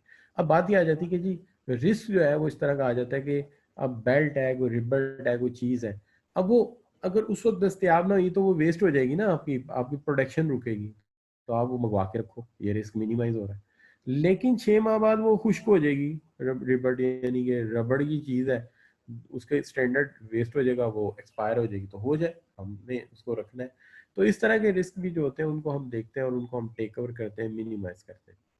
लेकिन आप सब बच्चे जानते हैं, आपकी फील्ड फाइनेंस है, कुछ रिस्क ऐसे होते हैं कि जैसे मुझे कोई चीज़ इंपोर्ट करनी है और उसके लिए मुझे डॉलर चाहिए। वो डॉलर के लिए जो बजट रखा है वो मैंने रखा है 160 रुपये पर डॉलर के हिसाब से, लेकिन मुझे पता है कि जो इकोनॉमी की कंडीशन है ये 173 पे भी जा सकता है, 170 पे भी जा सकता है। तो मेरा ये काम है कि यहाँ हैजिंग कर लूँ। हैजिंग का मतलब ये होता है कि मैं इंश्योरेंस करवा लूँ, मैं किसी बैंक से मुआहदा कर लूँ कि लो जी मैं तुम्हारे साथ डील कर रहा हूँ, ये मैं फीस तुम्हें एडवांस में दे रहा हूँ, और मैं तुम्हारे से ना अक्टूबर में $1 लाख खरीदूंगा और उसकी कीमत 160 होगी। इसको हम हैजिंग कह सकते हैं, हम हैजिंग कर सकते हैं, ठीक है। इसी तरह एक मशीन है, हमें पता है कि अगर इसमें प्रोसेस ख़राब हुआ तो ये इतने $1 लाख की मशीन इंपोर्ट की थी, ये ज़ाया हो जाएगी, तो बेहतर है हम इसकी कोई इंश्योरेंस करवा लें कि लो जी अगर कोई रिस्क फैक्टर हुआ, ये मशीन ख़राब हुई, तो इसके पैसे इंश्योरेंस देगी। बिल्कुल इस तरह जैसे कि आप एक गाड़ी खरीदते हैं इंस्टॉलमेंट पे, तो बैंक कहता है कि यार अभी तो मेरे पैसे आए नहीं, अल्लाह ना करे गाड़ी चोरी हो गई तो मेरे तो पैसे चले जाएंगे। तो बैंक क्या कहता है, बैंक कहता है नहीं जी मैं गाड़ी तुम्हें तब दूंगा जब इसकी इंश्योरेंस हो जाए, ताकि अल्लाह ना करे तुम्हारी गाड़ी चली जाए, इंश्योरेंस वाले कम से कम पैसे तो मेरे भर देंगे ना। तो ये चीज़ होती है कि इंश्योरेंस करवा लीजिए, इससे भी रिस्क मिनिमाइज किया जा सकता है या कंट्रोल किया जा सकता है। तो ये बात होती है कि रिस्क को आइडेंटिफाई करो, उसको जो है वो कंट्रोल करो। तो यहाँ पे हमारी मैनेजरियल रिस्पॉन्सिबिलिटी ये है कि हम रिस्क को आइडेंटिफाई करें और रिस्क मैनेजमेंट करें, कि हमने रिस्क को मिनिमाइज कैसे करना है, हमने रिस्क को कंट्रोल कैसे करना है। मैं एक मिनट में, मैं मंसूर अंसारी का सवाल है मेरे पास, मैं अभी अभी अभी बात करता हूँ इसके ऊपर, अभी बात करते हैं, ठीक है। फवाद अली का सवाल है और एक मंसूर अंसारी का सवाल है, मैं सामने रखा है आपने। अच्छा बच्चों, अब इसके अंदर ये है कि ensure independence of risk management के ये जो प्रोसेस है ये बिल्कुल इंडिपेंडेंस होना चाहिए इसके अंदर, ताकि ज़ाहिर है इस बात को ये आ जाती है कि पैसा हमारा सारा ज़ाती तो नहीं ना है, हमारा तो मेहनत है, लेकिन पैसा तो शेयर होल्डर का, लिहाजा रिस्क मैनेजमेंट फंक्शन जो है वो बिल्कुल इंडिपेंडेंट होना चाहिए, किसी का दबाव नहीं होना चाहिए। और integrate risk management and association control with the management goals, कि इन दो तीनों चीज़ों को लिंक कीजिए, एक रिस्क मैनेजमेंट और दूसरा कंट्रोल्स जिससे आपने इसे रोकना है, और तीसरा ऑर्गेनाइजेशन के मकासद, कि ऐसा ना हो कि कोई इतना बड़ा रिस्क से एक्सपोजर हो जाए कि ऑर्गेनाइजेशन के गोल्स को मीट करना ही मुश्किल हो जाए, अल्लाह ना करे कोई बड़ा फ्रॉड हो जाए, कोई बड़ा इमेज लॉस हो जाए, पता लगे कि हमने जो सेल्स टारगेट रखे तो वो अचीव नहीं होगी। तो तीनों चीज़ों को सामने रखो कि रिस्क कितना बड़ा है, जितना बड़ा रिस्क है उतना बड़ा कंट्रोल लगाओ, ठीक है, उसके मुताबिक कंट्रोल करो, रिस्क मैनेज करो, और इंश्योर करो कि इसकी वजह से हमारे ऑर्गेनाइजेशन के गोल्स कहीं अचीव होने से ना रह जाए। तो ये होगी आपकी रिस्क कमेटी का नाम। अब जहाँ तक सवाल है, कुछ बच्चों के सवाल है, इसके बाद मैं इस प्रेजेंटेशन को ऑफ करके नई प्रेजेंटेशन को टेक ओवर करूँ। अच्छा, यहाँ पे बच्चों बात यह है कि जो सवालात सामने हैं मेरे इस वक्त, मैंने कहा था उसके अंदर एक तो ये है कि एक सवाल तो बड़ा आसान था है कि ऑडिट कमेटी और रिस्क कमेटी में डिफरेंस क्या है। ऑडिट कमेटी का काम सिर्फ ऑडिट इश्यूज को देखना है, इंटरनल ऑडिटर को मैनेज करना है, और एक्सटर्नल ऑडिटर से लियाजोन करना है, उनके साथ कम्युनिकेट करना है, इनका सिर्फ इतना काम। रिस्क कमेटी का काम यह है कि जहां जहां खतरात हैं, खतरात की मैंने मिसालें दी हैं, ऑपरेशनल रिस्क हो सकता है, इमेज रिस्क हो सकता है, बैड ऑपरेशन हो सकता है, फ्रॉड हो सकता है, कोई चीटिंग हो सकती है, तो उसको हमने रोकना है, हेल्थ एंड सेफ्टी लॉस हो सकता है कोई, तो हमने उसे रोकना है। तो ये होता है रिस्क कमेटी का काम। उनका काम ये, मैं एक मिसाल देता हूँ। मैं एक केस स्टडी करवा रहा था, मैं I don't want to quote the कि कौन सा एग्जाम था, मुझे मेरे जहन में एग्जाम वैसे है भी नहीं। तो मैं केस स्टडी करवा रहा था, तो उसमें ये था कि एक शिप था जो छोटे साइज का था, और उसके जो फ्रंट रेयर डोर थे, फ्रंट रेयर डोर होता है, पता शिप बड़ा देखने में लगता है कि बस ये एक कश्ती सी है, लेकिन जब आप उस समंदर में जाके देखो तो पता लगता है साहिल समुंदर से तकरीबन को 40-50 फीट ऊपर उसकी जो है सामने वाली नोज है। तो उसके फ्रंट रेयर डोर नीचे थे, शिप छोटे साइज का था, उसे पैसिफिक ओशन में किसी टूर के लिए भेजने की तैयारी हो रही थी। इतने में जो रिस्क कमेटी के डायरेक्टर थे, नॉन एग्जीक्यूटिव डायरेक्टर, उन्होंने छापा मार दिया। वो वहां पहुंचे, उन्होंने वहां जाके जनाब फौरी तौर पे कहा कि जनाब ये फैसला हुआ कब और ये कैसे अचानक टूर तय हो गया। उन्होंने कहा जी आजकल तो जो है वो दिन है जिसके अंदर सी बड़ा रफ होता है, और वो भी आप पैसिफिक ओशन में से भेज रहे हैं, तो डूब जाएगा, इसके सामने वाले शीशे तो पहली लेयर में टूट जाएंगे और पानी इसके अंदर आ जाएगा। उन्होंने, वो एडमिरल थे, उन्होंने कहा आपको खुदा अकल दे, आप ये कर क्या रहे थे। तो लिहाजा इनका कुछ इस तरह के काम होते हैं कि वहां पहुंचो, पहुंच के देखो कोई खतरा ना मोल ले रहे हो, कोई गलत काम ना कर रहे हो, इस तरह के रिस्क ना ले रहे हो, तो इस तरह की सिचुएशन हो। जैसे कि अभी चंद दिनों पहले एक टाउन है, उसका नाम नहीं हम लेंगे, उसका एक कमर्शियल बना नया बिल्डिंग थी, वो एक साइड पे किसी ने बेसमेंट की खुदाई की, वो पूरी बिल्डिंग लिफ्ट होकर उसके अंदर गिर गई, और लोग जब वो उसके अंदर से कुछ साउंड क्रिएट हुआ तो लोग निकल के भाग के बाहर आगे, जानी नुकसान नहीं हुआ, लेकिन उसके अंदर वो सारी की सारी चीजें गिरी। अब वहाँ रिस्क कमेटी का आज इजलास हुआ चंद दिन पहले, तो अब उन्होंने कुछ एसओपीज तय किए। एसओपीज ये तय किए हैं कि हमारे जहाँ जो कंस्ट्रक्शन होगी उसमें जो सरिया इस्तेमाल होगा वो हार्ड वाला नहीं होगा, अच्छे वाला होएगा। उसके बाद जो है वो जो अगर आपने बेसमेंट बनानी है तो आपको पहले रिपोर्ट करनी होगी, ताकि जो केयरिंग है उसके मुतालिक वो की जा सके कि साथ वाली बिल्डिंग की बेसिस कैसी है। क्या आपने जनाब वो क्रेन घुसा के उसके अंदर कोई 40 फुट नीचे खड्डा खोद दिया तो उसके अंदर से फ्लो, वो कोई पाइप टूटा और वो मसला हो गया। तो इस तरह करके रिस्क कमेटी का काम है कि वो आइंदा के लिए जो है ऐसे लाहे अमल बनाए कि इसमें गड़बड़ ना हो। रिस्क कमेटी में बिल्कुल एनईडीज बैठेंगे, नॉन एग्जीक्यूटिव डायरेक्टर्स बैठेंगे। चूंकि हम एग्जीक्यूटिव डायरेक्टर को बिठाएंगे तो हो सकता है वो रिस्क लेने को तैयार हो जाए, चूंकि उनका फाइनेंशियल इंटरेस्ट होता है, उनकी सैलरी बढ़ती है, ज़्यादा मुनाफा मिले, उनको शेयर्स मिलते हैं, तो इसलिए हम नॉन एग्जीक्यूटिव डायरेक्टर्स को बिठाते हैं। क्योंकि नॉन एग्जीक्यूटिव डायरेक्टर को तो हमने सिर्फ फीस देनी होती है, शेयर सैलरी वगैरह इससे इनका कोई ताल्लुक नहीं होता। ये बात मैंने पहले कर दी। तो होप कि आपके सारे क्वेश्चन यहाँ पे आंसर हो गए हैं। मैं नीचे भी देख लूँ इसके अंदर कोई और सवाल ना हो। तो यहाँ तक आपके सारे सवाल आंसर हो गए। इसमें कोई ऐसी मेरे लिए अचंभे की बात नहीं थी कि इतने सारे सवाल आए। ये टॉपिक जब भी आता है तो बच्चे बहुत ज़्यादा सवालात करते हैं, and I love to answer them जिस हद तक मेरी कैपेसिटी है। और अगर कभी मेरे से कोई सवाल इसमें आंसर ना हो तो मैं बिल्कुल इसमें शर्माता नहीं हूँ। मैं जाके कोई प्रैक्टिकल सीनियर ऑडिटर को पकड़ लेता हूँ कि चल बेटा ये जरा बता कि ये कैसे होता है, और फिर मैं वो जो जवाब है वो मैं आके आपको दे देता हूँ। शुरू में तो मैंने ऐसे ही किया था, ठीक है, क्योंकि मेरा शुरू में थोड़ी देर में कहीं पे इंटरनल ऑडिटर के तौर पे काम कर चुका हूँ, तो इसलिए मुझे इसके बारे में काफ़ी ज़्यादा नॉलेज प्रैक्टिकली होता है। ठीक है जी। वहाँ पे मेरा काम जो था वो इस तरह का था कि मैं एक न्यूज़पेपर में, मेरी ये ड्यूटी होती थी कि मुझे मैयर करना है न्यूज़पेपर की एड को कि वो कितनी बड़ी है साइज़ में, और चेक करना है कि इसकी जो बिलिंग हुई है वो उसी साइज़ के मुताबिक हुई है कि नहीं हुई। तो उस ऑफिस में मेरा आना जाना था, तो वो मैं देखता था, तो वहाँ से मुझे काफ़ी चीज़ एक्सपीरियंस हुई कि इंटरनल ऑडिट कैसे होता है। तो वहाँ से कुछ सीखा। कुछ ये है कि मुझे एक जगह एक इदारा था, वहाँ पे काफ़ी ज़्यादा बेज़ाब्तियाँ थी, तो वहाँ मुझे इंटरनल ऑडिट असाइनमेंट मिली थी। टेलीफोन मिसयूज़ हुए हुए थे, उसके अलावा गाड़ियाँ मिसयूज़ हुई हुई थी, तो उसके ऊपर मुझे एक रिपोर्ट तैयार करनी थी। बहरहाल वो मैंने रिपोर्ट तैयार कर दी। उसके बाद मैनेजमेंट ने जो मेरे साथ किया वो मैं आपको बता नहीं सकता, लेकिन बहरहाल ये है कि वो रिपोर्ट मैंने तैयार की। फिर मैंने उस रिपोर्ट को थोड़ी देर के लिए हाइड कर लिया। जब मेरी खूब धुलाई शुलाई होनी शुरू हो गई तो मैंने नौकरी का बंदोबस्त किया। जिस दिन मेरी नौकरी का बंदोबस्त हो गया अगली का, मैंने वो रिपोर्ट शो ऑफ कर दी।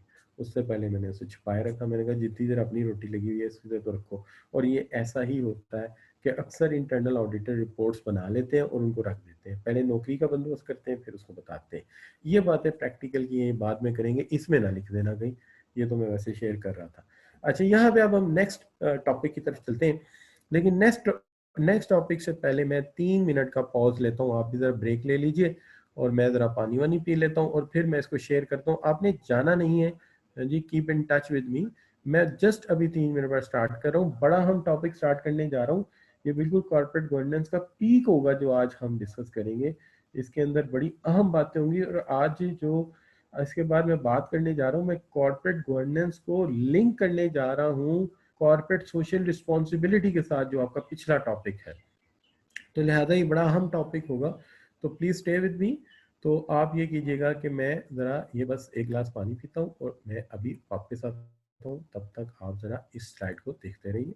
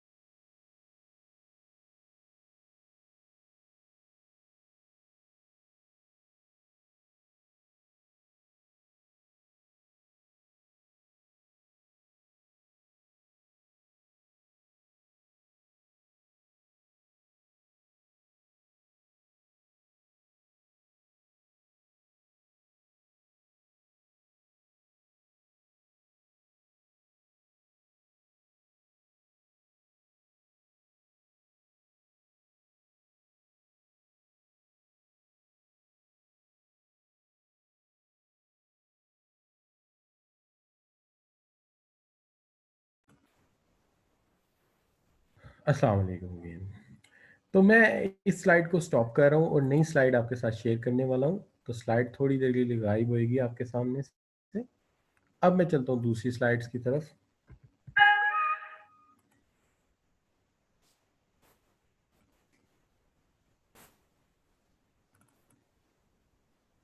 ये जो पर्टिकुलर सेशन इस वक्त मैं स्टार्ट करने जा रहा हूँ, इसका ताल्लुक सिर्फ एक चीज के साथ है सिर्फ, और वो है रह गया आखिर में ड्यूटीज किसकी क्या है।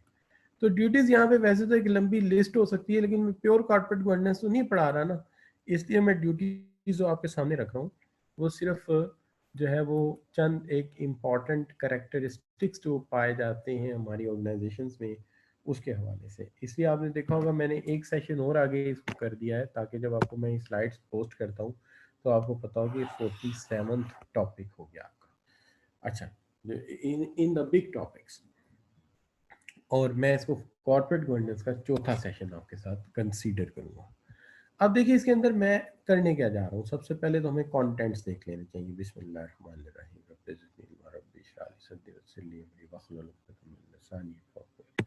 देखिए सबसे पहले तो हमें इन कंटेंट्स को देख लेना चाहिए। इन कंटेंट्स में सबसे पहले देखना चाहते हैं रिस्पॉन्सिबिलिटीज ऑफ डायरेक्टर्स क्या है, responsibilities of non executive directors क्या है। और एक मैंने बड़ी अहम बात की है अभी थोड़ी देर पहले कि मैं दो चीजों को लिंक करने जा रहा हूँ, ये बड़ा अहम इशू होगा। यहाँ दो तरह के एमसीक्यूज एट ए टाइम से सॉल्व करने पड़ेंगे जिनका ताल्लुक होता है। देखिए एक एमसीक्यूज इस टाइप के होते हैं पेपर में जो सिर्फ एक कंटेंट या एक टॉपिक से मुतल्लिक होते हैं, लेकिन कुछ एमसीक्यूज इस तरह के होते हैं जो काउंटर टॉपिक्स को शामिल करते हैं अपने अंदर। इनको हम कॉम्प्लेक्स किस्म के एमसीक्यूज कह सकते हैं। इनके नंबर ज़्यादा होते हैं, आमतौर पे 2 से 3 नंबर तक हो सकते हैं इसके। तो ये जो होते हैं एमटीक्यूज भी हो सकते हैं, इसको आप मल्टीपल टास्क क्वेश्चन कह सकते हैं। और आखिर में अब मैं आज ज़रूर कवर करूँगा, कोशिश करूँगा कि मैं बैलेंस स्कोर कार्ड पे भी बात कर सकूँ। अगर टाइम ना मिला तो फिर उसको मैं कल कर दूँगा। लेकिन फिर चलते हैं, जल्दी से बात करते हैं ताकि हम इस टाइम को किसी तरह से मैनेज कर सकें, क्योंकि वक्त बड़ा कम है और मुकाबला बड़ा सख्त है। अब हम यहाँ पे बात करते हैं जी सबसे पहले डायरेक्टर्स की। देखिए डायरेक्टर्स की एक तो तस्वीर आपके सामने है। देखिए ये बिल्कुल कोई ऐसे लोग नहीं जिनके सर पे कोई सींग होता है या जिनके सर पे कोई जो है वो बड़ी कोई ख़ास किस्म की कोई अल्लाह ने नेमत कर रखी है। ये भी आपकी तरह इंसान है, आपके सामने पढ़े लिखे लोग हैं, जैसे आप तालीम हासिल कर रहे हैं, प्रोफेशनल क्वालिफिकेशन हासिल कर रहे हैं। They are also being the professional qualified, therefore more responsible, sense of responsibilities इनमें ज़्यादा होती है। अच्छा, तो ये लोग जो हैं ये क्या करते हैं जी, सबसे पहली बात तो ये है कि board should be made of up of balance between executive and non executive directors. हमारी कोशिश ये होती है कि एक बैलेंस क्रिएट करें एग्जेक्टिव और नॉन एग्जेक्टिव डायरेक्टर्स के दरमियान।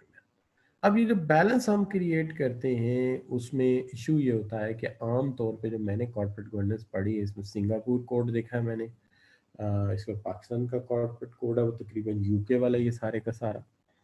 इसमें आम तौर पे ये कहा जाता है कि जी देखें 1/2 यानी 50% एग्जेक्टिव डायरेक्टर और 50% जो है ना जी ये नॉन एग्जेक्टिव डायरेक्टर हो तो इट्स अ गुड बोर्ड, अच्छा बोर्ड है ये अच्छा बोर्ड है। लेकिन जो एक्सीलेंट बोर्ड है उसके अंदर तो जो सिंगापुर कोड है वो ये लिखता है, और एक जगह पे यूके कोड आई थॉट इस तरह से करके लिखता है कि जनाब आपके ईडी जो है वो 33% और 33% and 67% should be non executive directors. अब ये तो बिल्कुल ही एक्सीलेंस हो गया ना जी। इतना एक्सीलेंस वैसे मेरे ख्याल में मैंने जो एक कॉर्पोरेट गवर्नेंस पर रिसर्च करनी चाह रहा था तो एक दफ़ा थोड़ा सा ढूंढा था तो बहुत कम कंपनीज होगी, आई थॉट कम कंपनीज है। अच्छा, लेकिन उसमें यह है कि जो 67 है इसके अंदर वो भी शामिल है जो बैठते हैं रिस्क कमेटी में और जो बैठेंगे उसमें ऑडिट कमेटी में। और ये भी हो सकता है कि एक एंड नॉन एग्जीक्यूटिव डायरेक्टर 2 या 3 कमेटीज में भी बैठता हो, कि वो सेफ्टी कमेटी में भी शायद बैठ जाए, रिस्क कमेटी में बैठ जाए, डिसिप्लिनरी कमेटी को उसमें भी बैठ जाए, उसके बाद वो जाए। तो ये भी मल्टीपल रोल भी हो सकते हैं, लेकिन जितने मल्टीपल रोल होंगे ज़ाहिर उतनी वो फी चार्ज करेगा।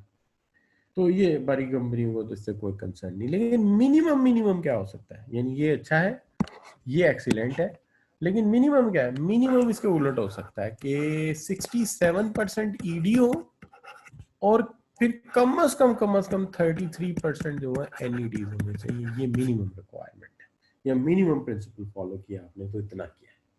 अब हमारे यहाँ तो खैर शेयर होल्डर इतना अवेयर्ड नहीं होता इन बातों से, वो तो ज़्यादा डिविडेंड की तरफ ही जाता है। इसीलिए मैंने आज ज़रा बैलेंस स्कोर कार्ड को भी टच कर दिया है कि ये भी ज़रा देखने की चीज़ है कि जब आप शेयर्स खरीदते और बेचते हैं तो ज़रा बैलेंस स्कोर कार्ड पे जाकर देखें कंपनी क्या कर रही है। तो ये भी ज़रूरी चीज़ है, इस पर भी आज बात करेंगे अगर टाइम मिला। अब इसके अंदर बिल्कुल क्लियर बात है कि क्लियर डिवीजन ऑफ रिस्पॉन्सिबिलिटी है between board, chairman, running of business and no individual has क्या है जी अनफिल्टर्ड पावर। किसी के पास कोई गैर महदूद ताकत नहीं होती, ताकत बड़ी एलोकेटेड होती है चीफ एग्जीक्यूटिव ऑफिसर की और चेयरमैन की भी। लेकिन बात यह है कि बेसिकली जो है टाइमली क्वालिटी इंफॉर्मेशन जो है to be supplied to the board for discharge of its duties, कि टाइमली इंफॉर्मेशन मिल जाए। और दूसरा ये कि formal and transparent procedure for appointment जो है बोर्ड को फॉलो किए जाए। Directors to stand for re elect at a regular interval, यानी वो जो 3 साल का टेन्योर है उसके बाद डायरेक्टर को फिर री इलेक्ट होने के लिए पेश होना चाहिए। और जो बेसिक चीज़ है वो है directors total involvement and those of the chairman and highest paid directors. तो ये बिल्कुल क्लियर डिस्क्लोजर होना चाहिए कि कौन से डायरेक्टर को क्या दे रहे हैं, ज़्यादा पे कर रहे हैं, कम पे कर रहे हैं, तो ये चीज़ हो सकती है। अब यहाँ पे इसकी जो ड्यूटीज़ है वो क्या है, देखिए इनकी ड्यूटीज़ में एक तो ड्यूटी है कि इनका काम जो है वो ये है कि इन्होंने स्ट्रेटजी को मुरतब करना।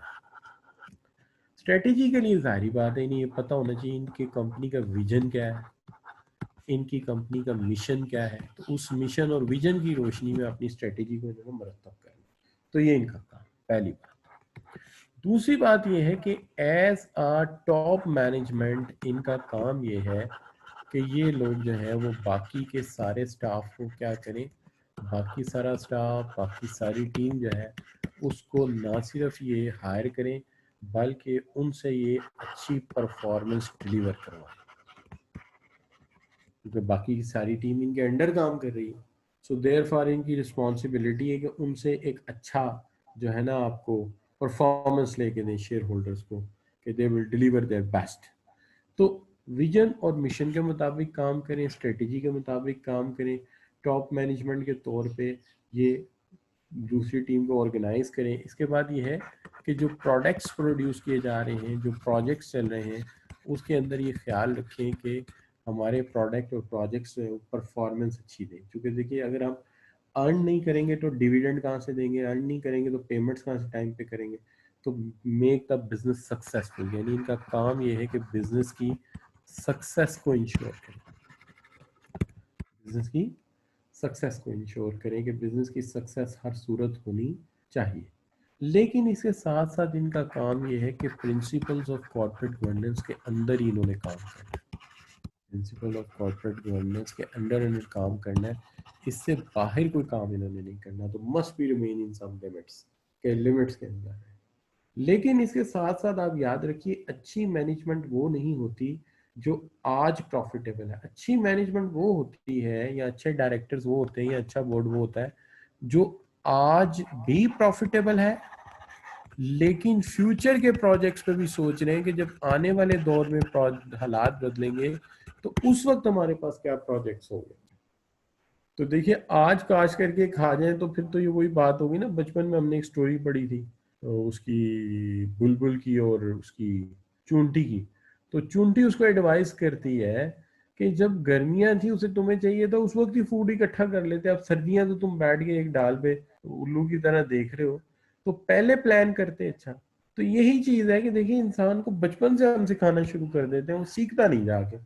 तो ये यहाँ पे बात आ जाती है कि फ्यूचर प्रोजेक्ट्स भी हो, तो अच्छी कंपनी है जिनके आज भी प्रोजेक्ट्स अच्छे हैं लेकिन आने वाले दौर में भी वो हमें मुनाफा कमा के देंगे, तो ये सब इनकी जिम्मेदारी है।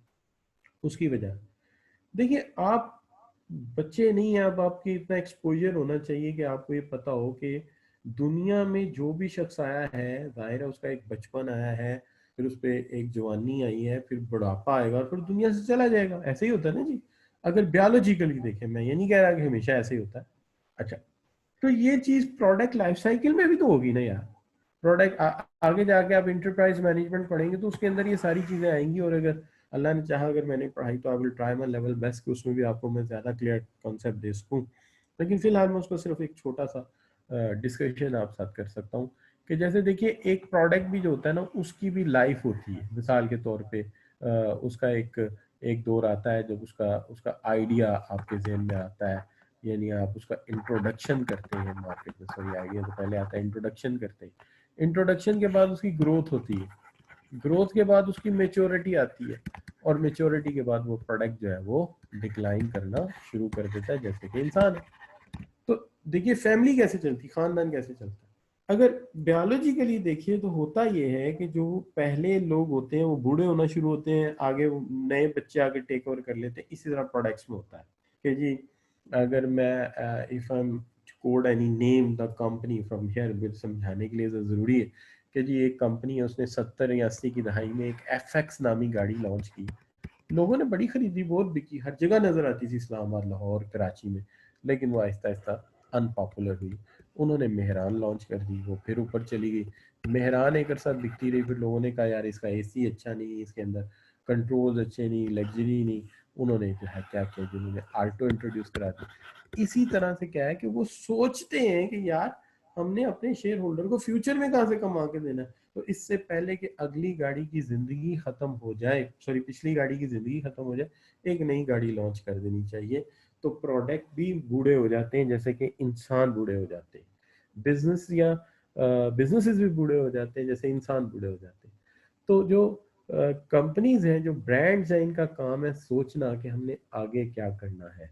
ये सारी जिम्मेदारी किसकी थी? सारी जिम्मेदारी बोर्ड ऑफ डायरेक्टर्स की है, तो जिम्मेदारी किसकी है? एक्टिव डायरेक्टर्स की जिम्मेदारी है कि वो इसके ऊपर काम करें। तो ये हो गई इनकी रिस्पॉन्सिबिलिटीज के डायरेक्टर्स को करना क्या है। अब जहाँ पे आप ये बात करते हैं कि जी अगर आप इस चीज़ को देखते हो कि सिचुएशन जो है नॉन एग्जीक्यूटिव डायरेक्टर्स के हवाले से, नॉन एग्जीक्यूटिव डायरेक्टर्स यानी एक आप यूँ समझ लो कि हमारी इंडस्ट्री के मंजे हुए लोग होते हैं, बुजुर्ग लोग होते हैं, समझदार लोग होते हैं, तजर्बाकार लोग होते हैं। इनका काम ये है कि ये हमारे एक्टिव पार्ट नहीं बनेंगे मैनेजमेंट का, ये हमारी मीटिंग्स में आएंगे, जहाँ हमें इनकी जो है एडवाइस की ज़रूरत पड़ेगी वहाँ आएंगे ये लोग। तो ये बाहर से आते हैं और ये हमारे लिए लेके आते हैं इंडिपेंडेंट ओपिनियन, एक्स्ट्रा नॉलेज। तो ये लोग हमारे लिए क्या लाते हैं? एक्स्ट्रा नॉलेज लेके आते हैं। ये हमारे लिए कुछ एक्स्ट्रा एक्सपीरियंस लेके आते हैं जो हमारे पास नहीं है। ये हमें कुछ एक्स्ट्रा एक्सपोजर प्रोवाइड करते हैं, तजर्बा इनकी जो है वो जितनी भी सबकत है उसके अंदर, तो ये नॉलेज हमें देते हैं। ये हमारी डिसीजंस को टेस्टिफाई करते हैं कि कहीं हमारा डिसीजन जो है वो किसी बेसलेस सिचुएशन पर तो नहीं। तो ये और एक बात और है कि ये इंश्योर कराते हैं शेयर होल्डर को कि यार आप घबराओ नहीं, हम यहाँ मौजूद हैं। और ये इंश्योर करते हैं शेयर होल्डर्स को कि आपका इंटरेस्ट हम प्रोटेक्ट करेंगे, और वाकई ये लोग इंटरेस्ट प्रोटेक्ट करते हैं उनका। तो लिहाजा नॉन एग्जीक्यूटिव डायरेक्टर्स जो है also known as external directors, also known as, देखिए ना उनके उनके ये जितने मेंशन किए इसलिए किए हैं कि आपको समझ आए। Independent directors, outside directors are put in place to challenge the directors and performance of the company, के चैलेंज करते हैं, अपोजिशन की तरह सामने आते हैं, नुक्ताचीनी करते हैं आपकी कामों पे और एग्जिस्टिंग टीम की, और कोशिश करते हैं अगर गलतियां आइडेंटिफाई हो जाए। लेकिन याद रहे इनका रवैया फैक्ट फाइंडिंग होता है, फॉल्ट फाइंडिंग नहीं होता। फैक्ट फाइंडिंग का मतलब है हकीकत को सामने लाना, गलतियां ये नहीं निकालना। मतलब फॉल्ट फाइंडिंग तो ये होती है ना कि आप तनकीद बराए तनकीद करते हो, तो they are fact finders not fault finders, तो ये फैक्ट फाइंडर्स होते हैं। तो since non executive director do not hold managerial position, कोई मैनेजरियल पोजीशन ही होल्ड नहीं करते, ये कोई 9 से 5 हमारे एम्प्लॉय नहीं, they are thought to understand interest of the company. ये अंडरस्टैंड करते हैं कंपनी के इंटरेस्ट को, और greater objectivity than the executive director. तो इनके ये ज़्यादा न्यूट्रल होते हैं, ये ज़्यादा मकसद को पेश नज़र रखते हैं ना कि मफाद को। इस वजह से हम इन्हें शामिल कर लेते हैं इसके अंदर। ठीक है जी। तो अल्टीमेटली आप ये कह सकते हैं कि फोकस करते हैं ये एजेंसी प्रॉब्लम पे, कि ऐसा तो नहीं कि डायरेक्टर हायर तो हुए हैं और इलेक्ट तो हुए हैं, लेकिन यहाँ कॉन्फ्लिक्ट ऑफ इंटरेस्ट अराइज कर रहा है स्टेक होल्डर और शेयर होल्डर के दरमियान, और ये मैनेजमेंट जो है अपनी पूरी एनर्जी इस्तेमाल नहीं कर रही, जबकि ये जानते कि इन्हें एनर्जी इस्तेमाल करनी चाहिए। तो इस तरह की ये जो गलतियां हैं इनको ये आइडेंटिफाई करते हैं, तो ये इनकी जिम्मेदारी है। अच्छा हाँ बस जवाब, बस अब मैं जा रहा हूँ एमसीक्यूज के ऊपर। असल में आज लेक्चर इस किस्म का था क्योंकि ज़्यादातर सवाल आपकी तरफ से आ रहे थे, तो इसलिए वो जो है वो मैंने जो है वो यूसी उसके ऊपर ज़्यादा फोकस किया सवालों पे। तो अब जैसे हम आगे चलते हैं तो you will see that there too many questions waiting for you, too many questions are waiting for you. अच्छा, तो अब हम बात ये कर रहे थे कि मेरे से पूछा फवाद अली ने कि क्या कोई बेंच मार्क है नंबर का, तो मैंने आपको बेटा 3 बताए, एक आइडियल, एक जो है वो गुड, एंड एक है मिनिमम रिक्वायरमेंट। तो मिनिमम ये है कि 33% एनईडीज हो और 67% ईडी हो, लेकिन अच्छा ये है कि अगर हाफ हाफ हो जाए, और आइडियल ये है कि एनईडी ज़्यादा हो ईडी से भी, और कितने ज़्यादा हो उनसे, अगर अगर ये वो 1-3 है तो ये 2-3 हो जाए, तो फिर क्या ही बात है, 2/3 हो जाए बोर्ड में, तो फिर वो और भी अच्छी बात। अच्छा, अब आ जाए, लेकिन इसमें ये भी चीज़ ख्याल रखनी कि आप कोई कंपनी छोटी है और आपने बहुत ज़्यादा लोग इकट्ठे कर लिए, तो फिर वो मसला आएगा जो मैं कमेटीज़ में पढ़ा के लाया हूँ, डिसीजन स्लो हो जाएंगे आपके, ये भी फोकस होता है। अच्छा, अब मैं वापस आता हूँ। Non executive director are responsible for keeping executive directors and entire board accountable. ये जनाब इनको अकाउंटेबल बनाते हैं कि आप जो है जवाबदेह हैं, आप मादर पिदर आज़ाद नहीं, जो मर्जी करें। So you are must bound to be the answer the situation, कि आप इसको आंसर करें। These directors can do this by helping with and managing a company strategy. तो ये हेल्प करते हैं कि कंपनी की स्ट्रेटजीज को मैनेज किया जाए, जो आपने शेयर होल्डर के साथ कमिटमेंट की है, परफॉर्मेंस अच्छी दी जाए, रिस्क से अवॉइड किया जाए, ऑब्जेक्टिव स्टैंड पॉइंट पे रहा जाए और डे टू डे ऑपरेशन ठीक तरीके से किया जाए। इसके अंदर ऑब्वियसली मैं पहले भी एक मिसाल दे चुका हूँ कि अगर हमने हमारे शेयर होल्डर ने शेयर इस बुनियाद पे खरीदे थे कि हम सीमेंट इंडस्ट्री में काम करेंगे और हमने अचानक फैसला किया नहीं हम सीमेंट इंडस्ट्री में नहीं, हम तो जा रहे हैं शूज़ इंडस्ट्री में, तो ऐसा नहीं हो सकता। जो स्ट्रेटेजी बनी है, जो तयशुदा मामूल है, आप उन्हीं पे चलेंगे। हाँ, अगर आपने डायरेक्शन बदलनी है तो ठीक है, एक जनरल मीटिंग बॉडी एक जनरल मीटिंग बुला लीजिए, उसके अंदर शेयर होल्डर से राय ले लीजिए, अगर वो एग्री करते हैं तो ठीक है, जो एग्री नहीं करेंगे अपने शेयर बेच देंगे। तो यहाँ पे आगे दोनों काम पूरे हो गए। एग्जेक्टिव डायरेक्टर की जिम्मेदारियां भी मैंने समझा दी और नॉन एग्जेक्टिव डायरेक्टर की रिस्पॉन्सिबिलिटीज भी मैंने आपके सामने रख दी। Both are clear in front of you. I hope कि आपको ये सारी समझ आ गई। अब वो बड़ा अहम मामला जिसके ऊपर मैं बात करने वाला था कि अब हम रिलेट करते हैं कॉर्पोरेट सोशल रिस्पॉन्सिबिलिटीज को कॉर्पोरेट गवर्नेंस के साथ। देखिए बात ये है कि ये स्लाइड मैंने बड़ी सोच समझ के बनाई है, आपके सामने जो पड़ी हुई है। यानी वो कहते हैं ना कि बच्चों के लिए तो वो एक स्लाइड ही होती है, लेकिन एक टीचर बेचारा बैठ के सारा दिन सोचता रहता है कि यार ये बात मैंने कंप्यूटर पे बच्चों को समझानी है तो किस तरह से समझाऊंगा, कौन सी मालूमात मैं कहाँ लिखूंगा। तो दूसरे बेचारे की उम्र भर का निचोड़ होता है वो, और बच्चों के लिए क्या है, बच्चों के लिए तो वो सिर्फ एक स्लाइड है। तो आपके सामने सिर्फ ये एक स्लाइड है। तो आप सारे भी अगर मैं कहता हूँ कि 100% भी अप्रिशिएट कर लें तब भी इसके जो रिवार्ड है वो नहीं बनता। क्या कि एक मुश्किल काम है जो किया है कि चीज़ों को ला के आपके सामने जोड़ दिया है और इतनी मुख्तलिफ चीज़ों को। ज़रा गौर फरमाइएगा इसके ऊपर, ज़रा आप सब बच्चों की थोड़ी तवज्जो चाहिए। एक तवज्जो तो ये देखिए कि यहाँ corporate governance and corporate social responsibility organization की जो है वो आपके सामने है। देखिए पहली बात तो ये है कि आपकी जिम्मेदारी ये है कि आप बेस्ट इंटरेस्ट में काम करेंगे। सवाल ये जी किसके बेस्ट इंटरेस्ट में काम करेंगे? कहते हैं जी आप बेस्ट इंटरेस्ट में काम करेंगे किस किसके? सबसे पहले शेयर होल्डर का नाम आ गया क्योंकि मालिक है बिजनेस का। और फिर मैंने बताया कि पैसा सिर्फ शेयर होल्डर का नहीं लगा हुआ, स्टेक होल्डर का भी लगा हुआ है। और स्टेक होल्डर का पैसा कैसे लगा हुआ है मैं पहले भी बता चुका हूँ, फिर बता देता हूँ कि टोयोटा की गाड़ी मैंने बुक करा ली, मैंने टोयोटा की गाड़ी बुक करा ली, उन्होंने पैसे एडवांस ले लिए, तो मेरे पैसे साल पहले ले लिए या 6 महीने पहले ले लिए पैसे, वो पैसे मेरे टोयोटा में मेरी इन्वेस्टमेंट है, मेरे पैसे हैं, उसके बदले मुझे अच्छी गाड़ी मिलनी चाहिए। सप्लायर ने क्रेडिट टर्म पे माल दिया था तो उसका जो उधार है, जो पैसा का माल आया है वो उसकी इन्वेस्टमेंट है। ठीक है जी। अच्छा बैंकर ने पैसा दिया था, अब उसे इंस्टॉलमेंट बाद में जानी तो उसका पैसा भी इन्वॉल्व हो गया। और एम्प्लॉयज ने महीने बाद तनख्वाह लेनी है, 29 दिन तक उनकी वो इन्वेस्टमेंट है। और उनकी भी सैलरी से आप प्रोविडेंट फंड काटते हैं, बेनिफिट फंड्स बाद काटते हैं, वो भी बिजनेस में आप री इन्वेस्ट कर जाते हैं, तो उनका भी शेयर आ गया ना जी बीच में। तो इसका मतलब बज़ाहिर लगता है कि शेयर होल्डर ही सारी इन्वेस्टमेंट कर रहे हैं, लेकिन कस्टमर की इन्वेस्टमेंट भी है, सप्लायर की भी है, एम्प्लॉय की भी है, बैंकर की भी है, और कुछ हद तक देखें तो मुआशरे की भी इन्वेस्टमेंट है, जो अपने बच्चों को आला तालीम दिला के आपके प्रोडक्ट इस्तेमाल कर रहे हैं और अपने बच्चों को आपके लिए तालीम दे के आपकी कंपनी का एम्प्लॉय बनाएंगे, जो भी बनाएंगे। तो मुआशरे की भी एक इन्वेस्टमेंट है जिसने इस फर्म को प्रोटेक्शन दी हुई है, वो पुलिस की मदद से, फौज की मदद से, एक इन्वायरमेंटल माहौल दिया हुआ है, तो सबकी इन्वेस्टमेंट है।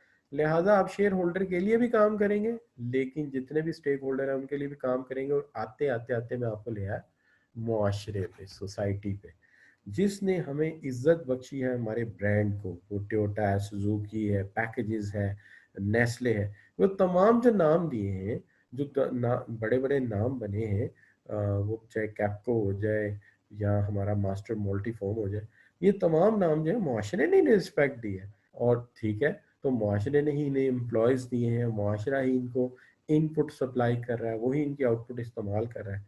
तो हमारी जिम्मेदारी शेयर होल्डर की भी है, स्टेक होल्डर की भी है, मुआशरे की भी है, तीनों की है। अब देखते हैं कि शेयर होल्डर हमें क्या कह रहा है और मुआशरा हमें क्या कह रहा है, दोनों की बात सुनते हैं। तो हम ऐसा करते हैं, पहले शेयर होल्डर साहब से पूछते हैं, अच्छा भाई आप क्या कहते हैं, तो मैं इस एरो को इधर से ही इधर से यूं कनेक्ट कर लेता हूँ, ये इस तरह से। अच्छा भाई शेयर होल्डर क्या करे? तो शेयर होल्डर कहता है देखो भाई बात ये है, मेंटेन अप्रोप्रिएट स्टैंडर्ड्स, पैसा मेरा लगा हुआ है, स्टैंडर्ड ऑफ कॉर्पोरेट गवर्नेंस, जो करना है ना कॉर्पोरेट गवर्नेंस के प्रिंसिपल्स में करना है, इससे बाहर ना निकलना। कौन कह रहा है? शेयर होल्डर, जो मालिक है जनाब।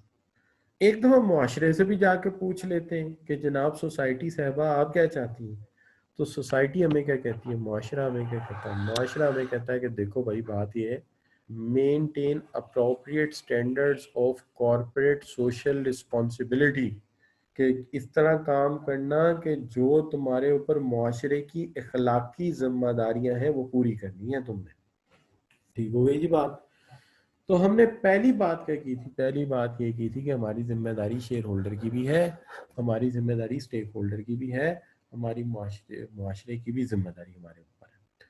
फिर हमने शेयर होल्डर से पूछा तो शेयर होल्डर कहता है जी कॉर्पोरेट गवर्नेंस के असूलों में रहो, और जब मुआशरे से जाके पूछा तो वो कहता है कि जनाब आप जो है वो कॉर्पोरेट सोशल रिस्पॉन्सिबिलिटी हदूद में रहो। अब जब इन दोनों को मिला लेता हूँ, यानी मुआशरे को भी इकट्ठा कर लेते हैं भाई, और शेयर होल्डर को भी, तो ये बन गए आपके स्टेक होल्डर। जाहिर है दोनों मिलकर स्टेक होल्डर बन जाएंगे ना। Everybody who has concern with the organization are stake holders. अब जब स्टेक होल्डर्स बन गए सारे, तो अब पूछते हैं क्या चाहते हो, तो वो कहते हैं एथिकल रहो, अखलाक की हद में रहो, और best interest of the share holder और स्टेक होल्डर और सोसाइटी तीनों के बेस्ट इंटरेस्ट में काम करो। ठीक है। और मुआशरे के बनाए हुए असूलों को, कवानीन को कभी ना तोड़ना। Always play by the rules of the game. ठीक है जी। असूलों पे समझौता ना करना और रूल्स ऑफ गेम के मुताबिक खेलना, एक बात। और हमेशा याद रखो कि ये आज मुआशरे की सबसे बड़ी डिमांड है। और फिर याद रखो कि हर सूरत तुम्हें प्रॉफिटेबल रहना है, इकोनॉमिकली बेनिफिशियल रहना है सबके लिए। क्यों? दौलत कुछ ना सही, मटेरियल कुछ ना सही, मुनाफा कुछ ना सही, लेकिन कौन सा वेलफेयर ऐसा है जो बगैर पैसे के हो सकता है? लिहाजा be profitable, make payments on time. इससे बड़ी इखलाकी जिम्मेदारी क्या होगी कि मेक पेमेंट्स ऑन टाइम, जो तुम्हारे जिम्मे पेमेंट्स हैं वो टाइम पे करना। क्योंकि सारी दुनिया प्रोमिस पे चल रही है, सारी दुनिया वादों पे चल रही है। ये वादे टूटने नहीं चाहिए। ये वादे क्या हैं? ये वादे ये हैं जो मैंने आपने दूध वाले के साथ किए हैं, तनख्वाह मिलेगी तो मैं महीने के एंड पे दूध के पैसे दूंगा। लेस्को के साथ, या आपने जो है वो के इलेक्ट्रिक के साथ वादा किया है कि जनाब आप महीने के एंड पे आपको बिल दे दूंगा, ये भी एक वादा है। टेलीफोन कंपनी के साथ वादा किया है कि जितना बिल बनेगा आपको पे करूंगा। ठीक है जी। अखबार वाले के साथ वादा है कि महीने के एंड पे अखबार का बिल अदा करूंगा।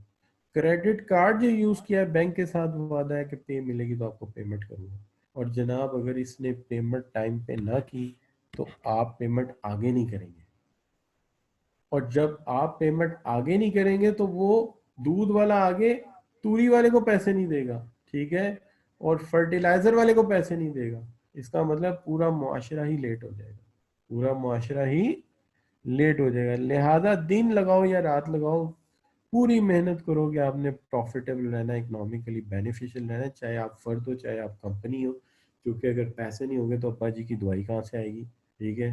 अम्मा जी को अगर मेडिकल की ज़रूरत पड़ेगी तो वो कहाँ से आएगी? आप ही के लिए अच्छा सूट कहाँ से आएगा?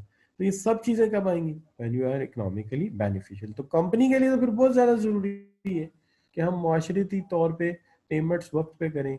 क्योंकि पेमेंट्स वक्त पे ना की गई तो इससे बड़ी बद अखलाकी क्या होगी कि पूरा मुआशरा ही लेट हो जाएगा।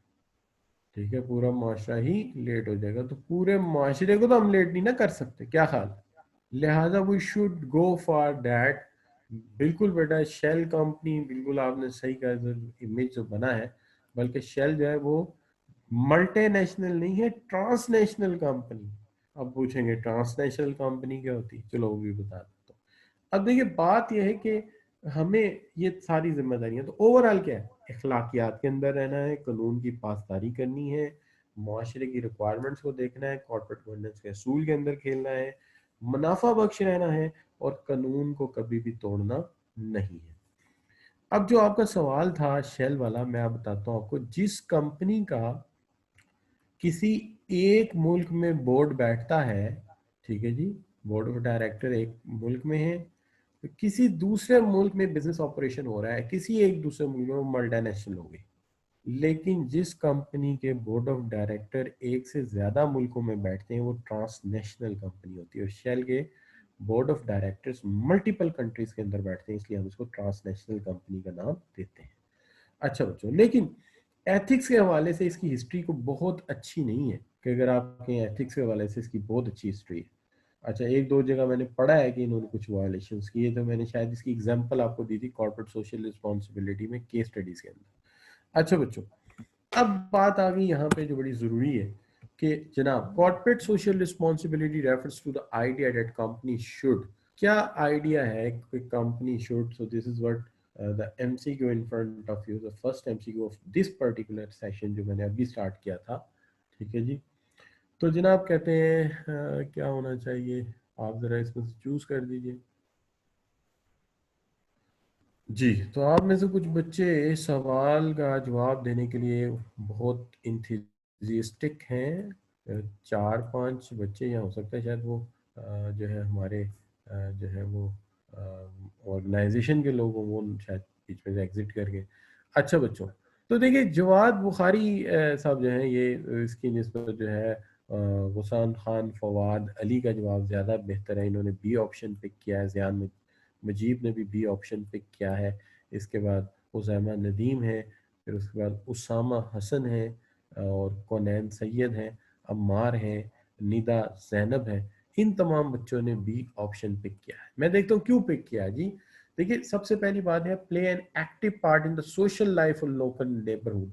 और भाई ये कौन सी बात आ गई कि जो लोकल नेबरहुड है उनकी जिंदगी में रोल प्ले करो। ये कहाँ की कॉर्पोरेट गवर्नेंस है? कभी पढ़ा है कोई ऐसा असूल आपने? तो ये तो हो ही नहीं सकता। ये तो आपके लिए हो सकता है कि अपने पड़ोसियों के लिए कोई अच्छा रोल प्ले करें, अगर कर सके, हाँ जी, लेकिन कंपनी के लिए ऐसा नहीं है। ये बाकी सारे स्टेक होल्डर के साथ अटैच होकर बात हो सकती है, लेकिन स्पेसिफिक नहीं हो सकती। Be alert to social need of all employees, ये भी एक माइक्रो लेवल की बात है। जहां मैक्रो बात हो रही है वहां छोटी छोटी बातों की गुंजाइश नहीं होती। Act responsibility in relation to share holders overall need, तो शेयर होल्डर्स की ओवरऑल नीड की तरफ क्यों जाए? हमारा काम सिर्फ डिविडेंड देना है, बाकी जिंदगी उन्होंने अपनी खुद गुजारनी है, नॉट जस्ट फाइनेंशियल। तो क्या करें, आप उनकी शादी ब्याह की जिम्मेदारी ले लें, एंगेजमेंट की जिम्मेदारी ले लें शेयर होल्डर की, या उनके जनाब घर जाके उनका फर्श धोना शुरू कर दें। तो ऐसा कोई चक्कर नहीं, कोई ओवरऑल जिम्मेदारी नहीं। हमारी जिम्मेदारी सिर्फ कंपनी के हद तक है। ये इसके अंदर अच्छी ऑप्शन है। Be sensitive to the need of the all stake holder, हमें सेंसिटिव रहना चाहिए तमाम स्टेक होल्डर की नीड। तो जब स्टेक होल्डर आ गया तो फिर बाकी सारे पॉइंट बिल्कुल बच्चा पार्टी पॉइंट बन जाते हैं। लिहाजा B point the best answer. तो इससे पता लगता है कि बच्चे कितने इंटेलिजेंट हो गए मेरे सेशंस ले लेके, कि एक वक्त आएगा कि बच्चे इतने इंटेलिजेंट हो जाएंगे, कोई कंपनी ने ऑफर करेगी कि जनाब आप हमारे पास जॉब करें इंशाल्लाह। अच्छा बच्चों, modern view on the corporate social responsibility, corporate social responsibility पे आज का मॉडर्न व्यू क्या कहता है? तो मॉडर्न व्यू कहता है, देखते हैं बच्चों की राय सुन लेते हैं, अपनी ही बतानी है। तो बच्चे जो हैं इसके अंदर हैं, बच्चे तो चुप कर गए कि मेरा मेरा मेरा इंटरनेट स्लो हो गया। तो किधर चले गए वो? अली रजा, अम्मार, आमना, अरीबा, अर्श, फरवा, खावर, कहाँ पे हो भाई? Are you listening me? जी, मैं अब ये नहीं कर सकता वो जैसे एयरपोर्ट पे हीरो आवाजें दे रहा होता है, वो ये तहरी हो तलहा किधर रह गया है, ऐसे नहीं हो सकता। ये आपको खुद ही जिम्मेदारी लेनी है कि इसका आंसर दें आप। अच्छा, तो जवाब दो यार सवाल का, कौन सी ऑप्शन लेनी? चले मैं डिस्कस करता हूँ। देखिए बच्चों, social responsibility is incompatible, incompatible का वर्ड आते ही बात गलत हो गई। एक company must give part of its profit to charity, ऐसा कौन सा असूल है, ऐसा कौन सा कानून है कि जी चैरिटी को पैसे दिया करे कंपनी? है जी, ये तो कोई असूल नहीं है। It is necessary to reduce product liability claims, ये नेसेसरी है कि प्रोडक्ट लाइबिलिटी क्लेम्स कम किए जाएं। ये तो कस्टमर सर्विसेज का मामला आ गया ना जी।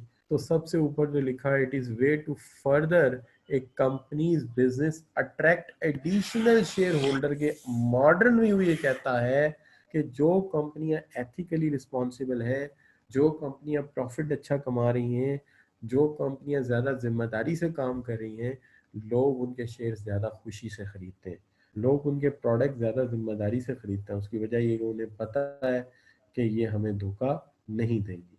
जैसे वो कहते हैं ना, सरफराज कभी धोखा नहीं देता, इस तरह ये भी धोखा नहीं देंगे। अच्छा बच्चों, क्वेश्चन नंबर 3 देख लेते हैं और फिर बात को हम वाइंड अप करते हैं।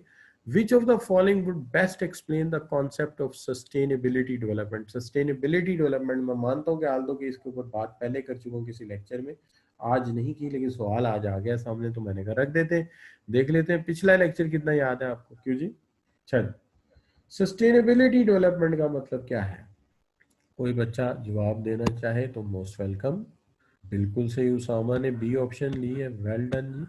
ठीक है, उसके बाद जो है वो जो है उसके बाद जनाब उसाम खान ने जो है ऑप्शन ली है। अच्छा, फिर फवाद ने ली है, कौनैन ने, सब बच्चों ने, आमना, तहरीन, ये सब बच्चों ने बी ऑप्शन लिए।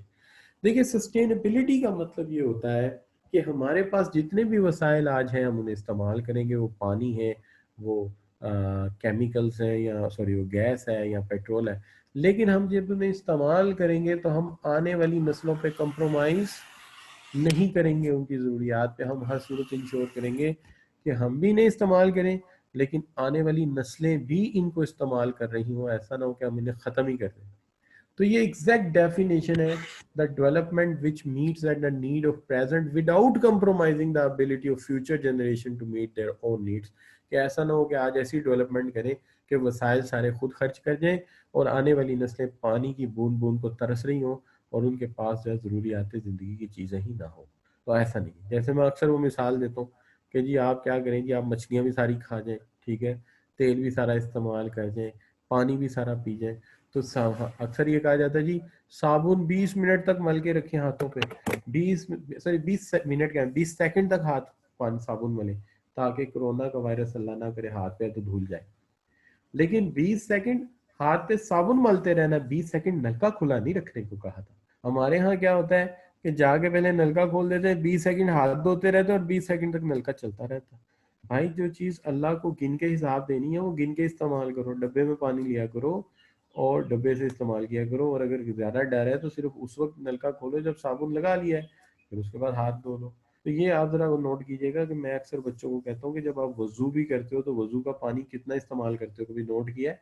हम नलका खोल देते हैं और कुल्ली कर रहे होते हैं और जनाब मसवाक कर रहे होते हैं, नलका खुला है। आप मस्जिद में जाके देख लें, नलका खुला है और मौलवी साहब क्या कर रहे हैं, बल्कि सारे नमाजी मसवाक कर रहे हैं, नलका खुला है। अच्छा जी, आप वो नाक में जो है वो नाक साफ कर रहे हैं जनाब और नलका खुला है। तो आप देखिए कितना पानी वेस्ट कर रहे हैं यार आप। यही वजू जो है, हमारे बुजुर्ग अहबाब जो है वो एक लोटा पानी लेते थे, वजू कर लेते थे। ठीक है जी। अच्छा, और वो जो पानी होता था वो एक चिलमची होती थी नीचे परात टाइप, उसके अंदर वजू करते थे ताकि वो पानी एक बर्तन में इकट्ठा हो जाए। अच्छा, वो पानी एक बर्तन में इकट्ठा करके फिर वो पानी जाके इस पौधे में डाल देते थे। यानी एक लोटा पानी से वजू किया, वो नीचे चिलमची में निकाला, और वो जो चिलमची है उसको उठा के वो पानी जाके किसी पौधे में डाल दिया। आप देखिए यार किस कदर ज्यादा जिम्मेदार लोग हैं। जमीन में खुला पानी था, 5 दरिया चलते थे हैं, और फिर एक लोटा पानी लेते थे और उससे वजू करते थे, और उसका भी जो यूज शुदा पानी वो जाके पौधे में डाल देते। अच्छा, और हमारे यहाँ कोई परवाह ही नहीं है। आप कभी हमारे इधर लाहौर में है, हडियारा ड्रेन एक बहुत बड़ा नाला है, उसकी साइडों पे फर्म्स लगी हुई है, इंडस्ट्री लगी हुई है। कराची में आप देख लीजिए। अच्छा, हमारे इधर लाहौर में तो आप देखेंगे उन्होंने नीचे से ट्यूबवेल निकाले हुए हैं, उन ट्यूबवेल से वो अपने पार्ट्स धो रहे हैं, जो भी धो रहे हैं, 14-14, 12-12 इंच के पाइप से मुसलसल पानी आके नाले में शामिल हो रहा है। तो बंदा जाके पूछे कि भाई ये इतना पानी आप कह रहे हो, रीप्रोसेस करके यूज कर लो, रीयूज करो इसको। और अगर नहीं करते तो ये कल को ये पानी कौन वापस करेगा इस आने वाली नस्लों को? तो वो हिसाब हो गया कि जी मछलियां भी खा गए, गैस भी खा पी गए, पेट्रोल भी खत्म कर गए, और आने वाली नस्लें जो है वो बच्चा पूछ रहा हो कि मिस ये क्या है, और डायनासोर के साथ मछली की भी तस्वीर लगी हो। तो हो गया अच्छा मिस ये क्या है, ये डायनासोर है, ये फ्यूचर में कभी था, पास्ट में, अब नहीं है। तो ये क्या है, ये मछली ये भी कभी थी, अब नहीं है। तो बच्चा क्या जी मैं क्या खाऊं, तुम्हें तो फिर लाया टीचर के कि तुम डड्डू खाओ, यही हो सकता है। अब जाहिर है जो आने वाली नस्लों के लिए मछलियां ही नहीं होंगी तो वो क्या करेंगे बेचारे? ओ भाई मछलियां पकड़ो लेकिन ब्रीडिंग सीजन में ना पकड़ो ताकि आने वाली नस्लों के लिए मछलियां रह जाए। ठीक है जी। पानी इस्तेमाल करो लेकिन कोई डैम बना लो, इस पानी को कहीं डंप करो ज़मीन के अंदर ताकि ज़मीन की सतह पे पानी ज़्यादा नीचे ना चला जाए। और दूसरी बात यह है कि दरख्त लगाओ ताकि बारिशें बढ़ें। तो खुदा खुदा के लिए कुछ करो वरना आने वाली नस्लों के लिए हम क्या कर रहे हैं। मैं तो हैरान हूँ। फैसलाबाद है, लाहौर है, यूसी रावलपिंडी है, वासा है, ये बड़े बड़े इदारे हैं, करते कुछ नहीं है। हर 5 साल बाद, 2 साल बाद कुआं 50 फीट और गहरा कर देते हैं, 200 फीट गहरा कर देते हैं। मैं आपको बात बताता हूँ, मेरे जो अब्बाई घर था तो मैंने उससे एक दिन अब्बा जी से पूछा, उसके अंदर मेटल के पाइप से पंप लगा हुआ था।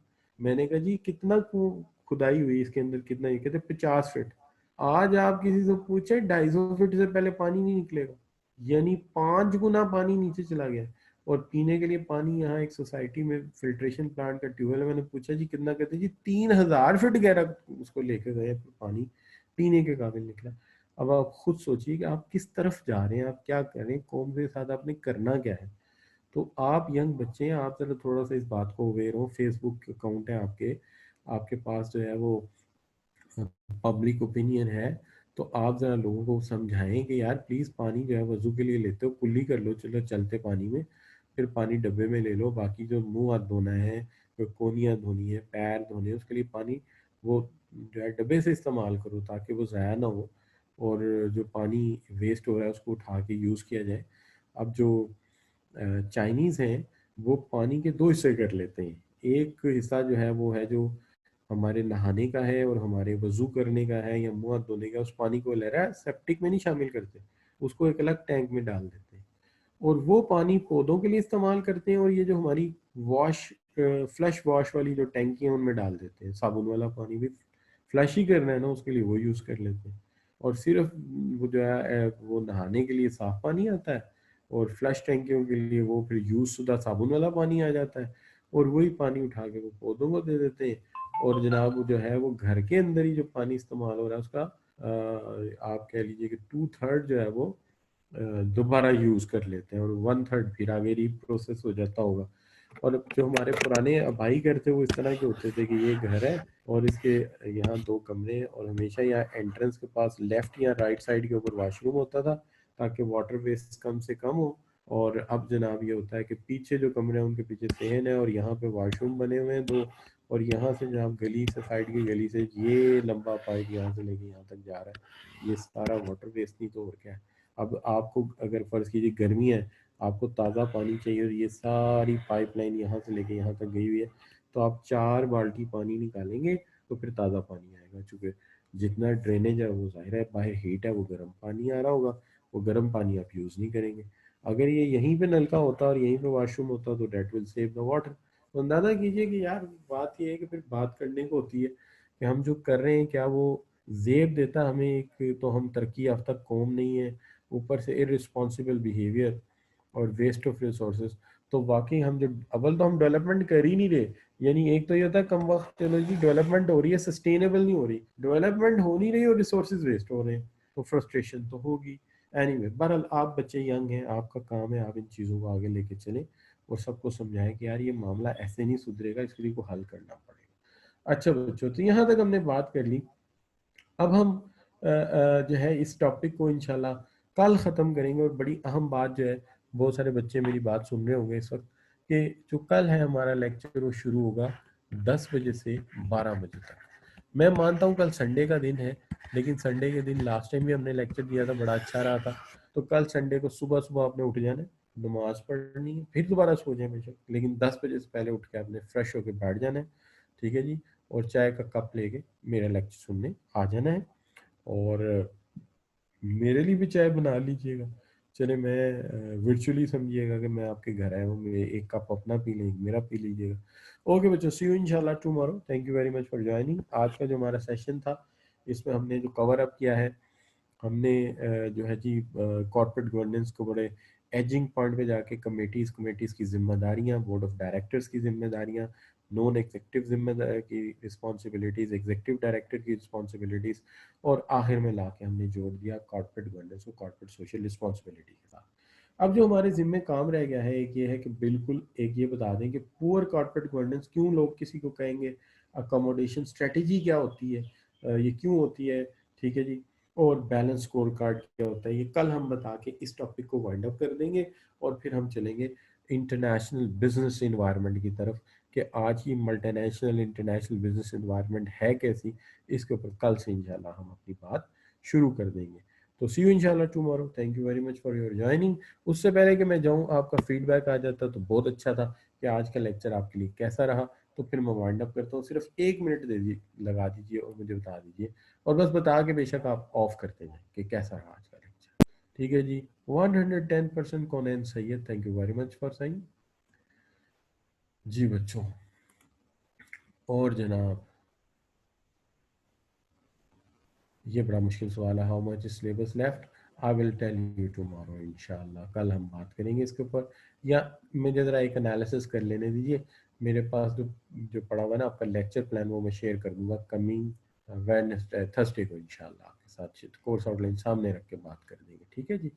अच्छा, तो you say मतलब फरवा कहने की little bit difficult to do the lecture is that his lecture was technical, you see this very technical lecture, but आपने अगर ये corporate governance को अच्छी तरह समझ लिया तो मेरी बात लिख लें कि ये टॉपिक आपकी जान कभी नहीं छोड़ेगा जब तक आप समझेंगे नहीं। अभी आपने कॉर्पोरेट गवर्नेंस 3 जगह 4 जगह और आगे जाके पढ़नी है, लिहाजा इस टॉपिक को अभी से अच्छी तरह समझ लें। और अगर कोई सवाल हो तो मैंने नंबर दिया, आप वहाँ पे बेशक टाइप करके नहीं बोल के क्वेश्चन सेंड कर दीजिएगा, मैं आपको आंसर कर दूंगा। ओके बच्चों, सी यू इंशाल्लाह tomorrow, thank you very much for joining, Allah Hafiz.